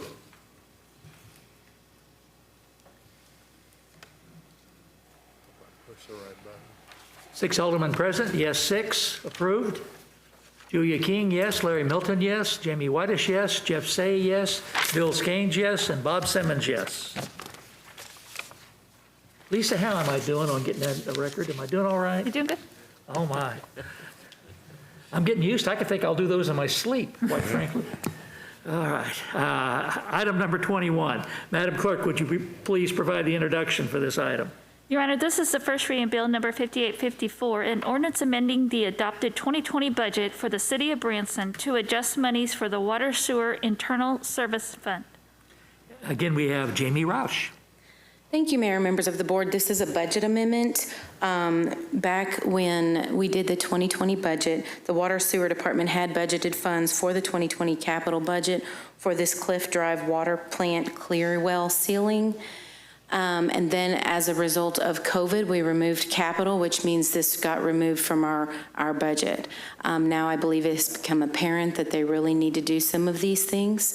And Mike is going to come and speak on what exactly this project entails, but I wanted to let you know that this budget amendment is out of the Internal Service Fund, and I'll give you a little bit of background. Last year, they transferred $700,000 out of the Water Sewer Fund into their Internal Service Fund, and for those of you who don't know, the Internal Service Fund is really, it's like a maintenance fund. You put in money every year, that way you have money set aside for equipment and maintenance and those kind of things, so that it doesn't come directly out of operations. And we started those a couple of years ago. And so we have the $700,000 inside the Internal Service Fund for Water Sewer Department for this purpose, and I believe that it is a need. And so that's what this budget amendment's for. It's pulling it out of the Water Sewer Fund internal service for that purpose. And I'll be happy to answer any questions on the budget amendment, and Mike will be happy to answer any questions on the project itself. So process-wise, we need to approve the budget amendment first before Mike comes and tells us what he wants to do. Yes. All right. Permission. You've heard the bill reading 5854. Do I have a motion approving the bill? So moved. Is there a second? Second. Anyone in the audience wishing to speak to this matter? Any alderman wishing to speak? Yes, Your Honor. Yes. I just wanted to ask a clarifying question. It looks like it's for around 55 grand. Is that the same amount that was pulled out of the original That is a good budget? question, and I don't believe so. I believe it was more, and I don't have that amount. More but was pulled out. For the original budget, we budgeted higher. Okay. So I believe this is less than what was the original, but I can get you that number. I just don't have it off the top of my head. I apologize. That's what I was curious about, is it more or less than what I was believe pulled it's out? less. Thank you. Thank you. Just a quick question. We just finished priority-based budgeting on this, and this was not in that particular. That is for the Move it. 2021 year. This one is 2020. Hey, well, you just pick on me, you know? What year are we in? 2020. Bill's so anxious for this year to get over with. It's already in. We all do, don't we? All right. All right. You've heard that, the reading of Bill 5854. Have we, Was Mike supposed to come out and speak? well, we're going to have to prove this first. That's what I clarified. And then he will come and tell us how he's going to spend that money. We've asked for anyone in the audience who speaks to it. Any aldermen, have you spoken? Please vote.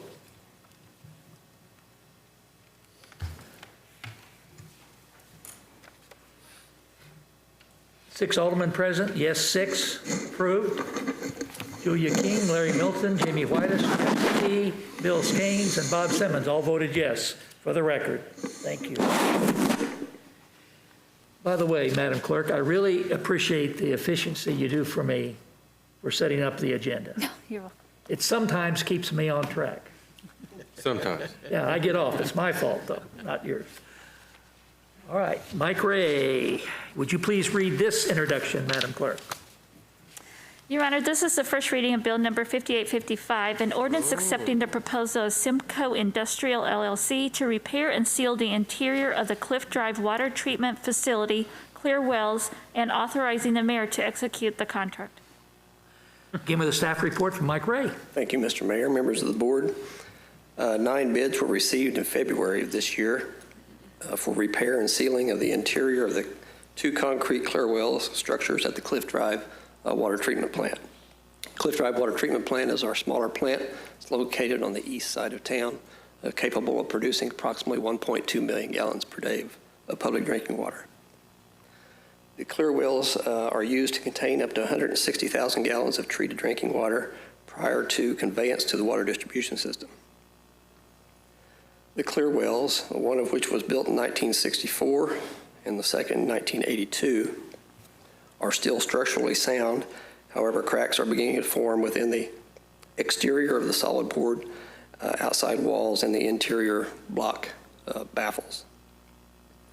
Repair of the cracks and voids that are beginning to form and an overall seal coat of the interior of the wall surfaces will assure continued protection of the processed drinking water.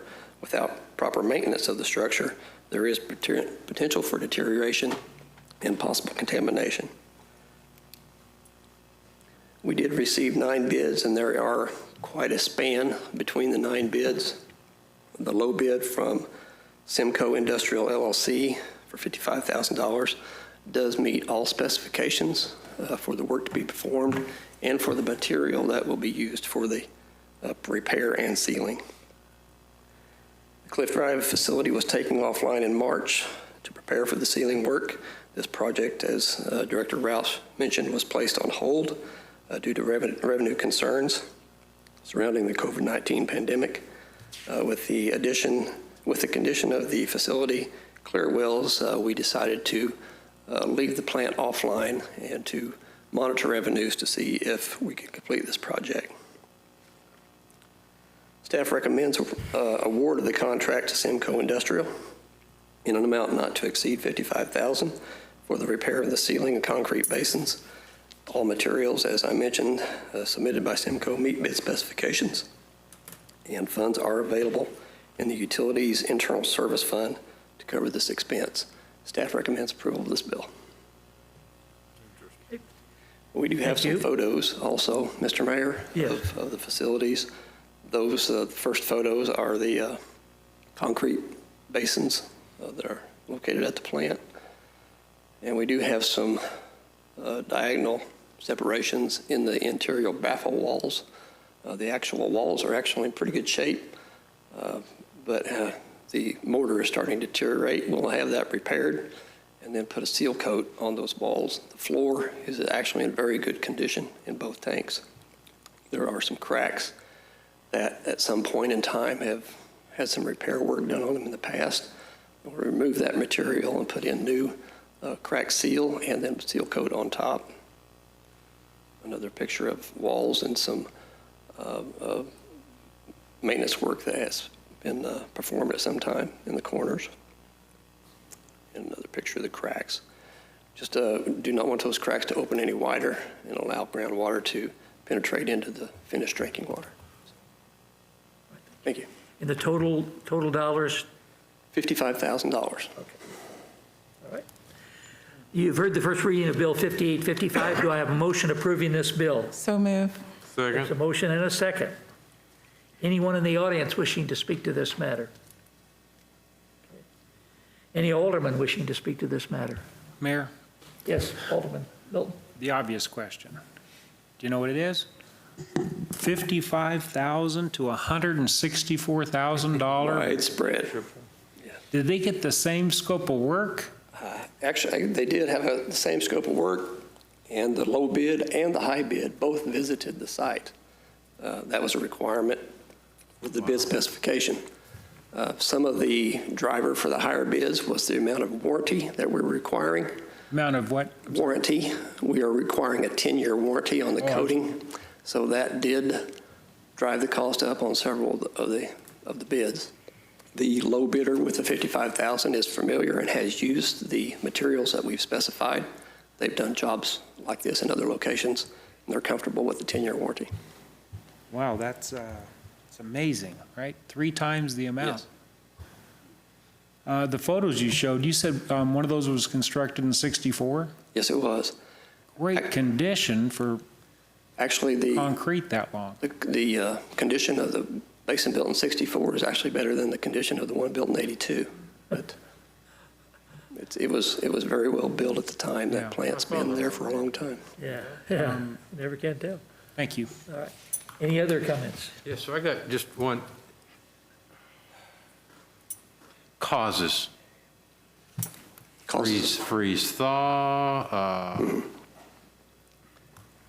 expansion, contraction, a myriad of things, actual movement, because it looked like things just slipped. Right. Is filling the cracks going to do a long-term addressing of this, or are we going to have to rebuild this facility, Mike? We actually had the engineers take a look at the structure of the facility, and the floors are in very good condition.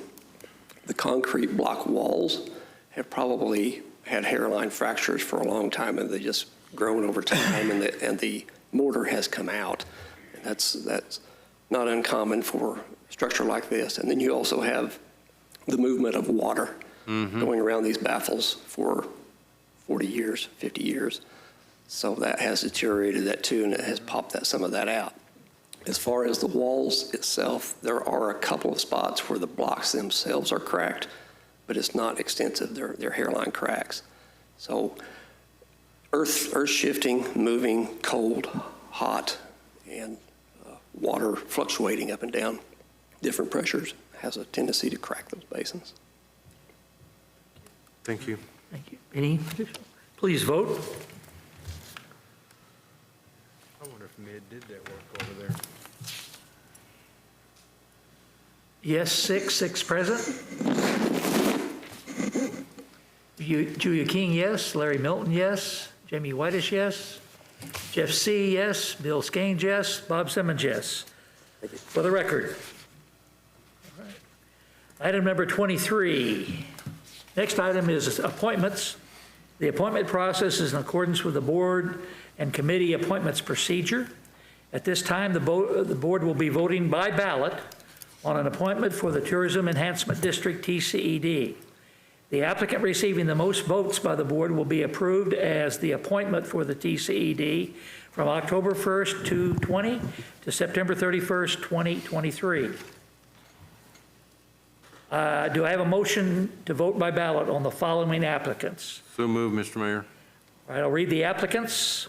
Ty Lewis, Derek Smith, Michelle Hammack, Larry Milton, Tate Womack. We have a motion and a second now. Second. All right. Any discussion? Mayor? Yes. Chris, could I get an opinion on this? Obviously, I'm on the list and I'm voting. I see a conflict? No.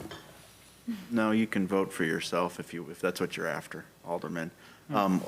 Situation is this: under state statute, the Board of Aldermen of this city, since you're the largest city under the statute, you get the opportunity to appoint, I believe, 3 in total. There's no restrictions on who could be appointed. Okay, there's no requirement that it can't be an alderman. Therefore, there's no conflict because there's no prohibition against an alderman being appointed to the TCED. The one issue there, though, is, however, if an alderman is appointed to the TCED, there's the potential on any vote affecting the chamber, affecting the contractor that the TCED, any type of business surrounding the tourism dollar will have to be examined, because there may be the potential later on if there is a conflict on each of those individual situations. But for purposes of today, you're good to go. Thank you. Any more discussion? All right. Ballot, who's got This is Alderman voting. Only reason I would vote would be in the case of a tie.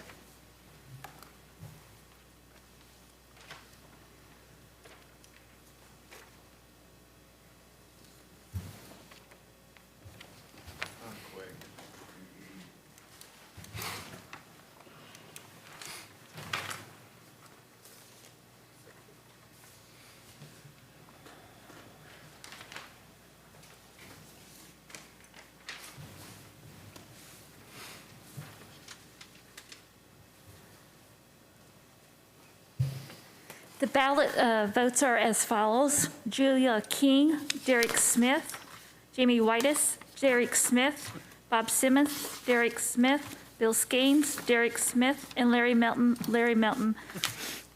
Jeff C., Derek Smith.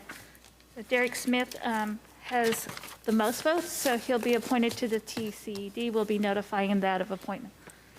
And he buys ribs. You've heard the results of the vote. Thank you. Congratulations, Derek. The next item is appointments. The appointment process in accordance with the Board of and Committee appointment procedure. I will announce my appointment for Category 4. Appointments made by the mayor but not approved by the board. Appointing Julia King, appointment to the Capital Improvement Committee to fill the unexpired term of Kevin McConnell until April 2021. Thank you for your willingness to serve, Julia. We've come to the point where aldermen are asked if they have any reports or comments, and it begins with Alderman King.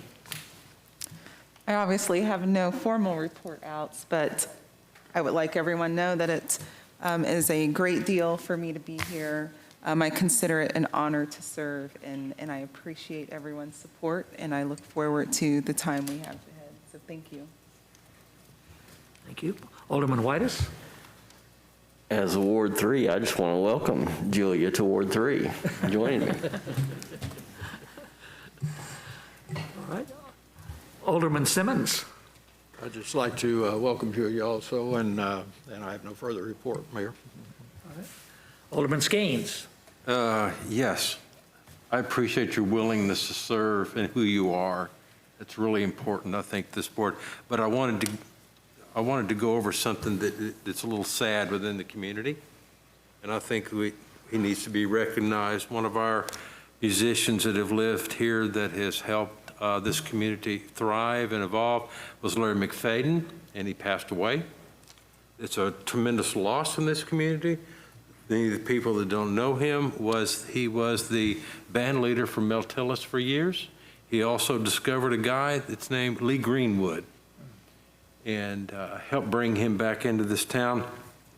He and Bill White together have been a cornerstone of Branson's after-hours entertainment for a very long period of time. A laughing, caring individual. We will sorely miss his type in this community significantly. That's all I have, Mayor. Thank you. Alderman Milton.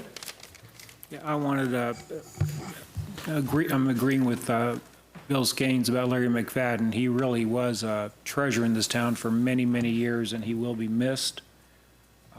Julia, I'm excited to have you on the board. I think that's it, Mayor. Thank you, Bill, for bringing up Larry there. Yeah. And Julia, welcome from Ward 2. Administrator Dobbins. I just tried to upgrade you. Well, that's your opinion, but no report, Mr. Mayor.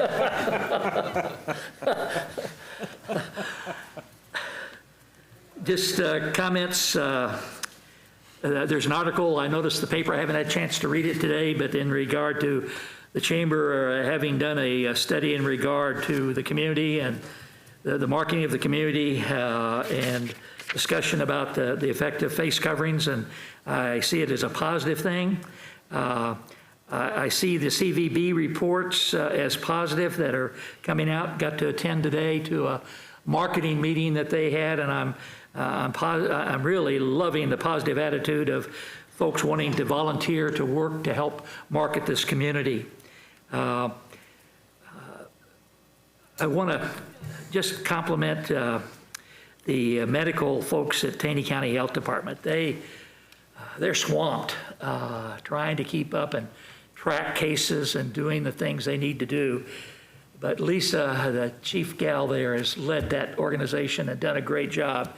And she's going to be recognized in a special award. It'll be announced, but she's well deserved to be recognized for the hard work and the development she's done in getting through this time and working hard in this time. Julia, thank you for saying yes to join us. And I know that we're going to have good discussions. This job is a public servant job, and I'm enjoying the fact that we have people that want to be public servants. And thank you for volunteering. Any other comments for the good of the cause? We have the Tourism District Annual Meeting. Thursday. That'll cost you ribs, believe me. That meeting will be here, right? Thursday afternoon at 2? Yeah. It will be broadcast with our equipment live for the community. All right. All right. We need to make a motion to go into executive session. We have some legal matters that we need to discuss. Did you have something else you want to say? I'm getting ready to say, let's adjourn. So Okay, I'm well, just waiting on you. We have to vote to go into executive session, and then we'll adjourn. All right, do I have a motion going for closed session? Executive session. Move to go into closed executive session pursuant to 610.021.1 RSMO for litigation. Second that. Heard it. Motion to second has been made. Please vote.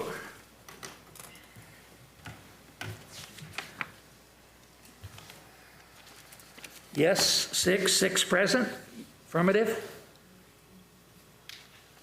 Julia King, Larry Milton, Jamie Whitus, Jeff C., Bill Skanes, and Bob Simmons all vote yes. So we go into executive session. Now we have a motion to adjourn. Do I have a motion? So moved. Motion's been made. Is there a second? Second. Second's been made. Please vote.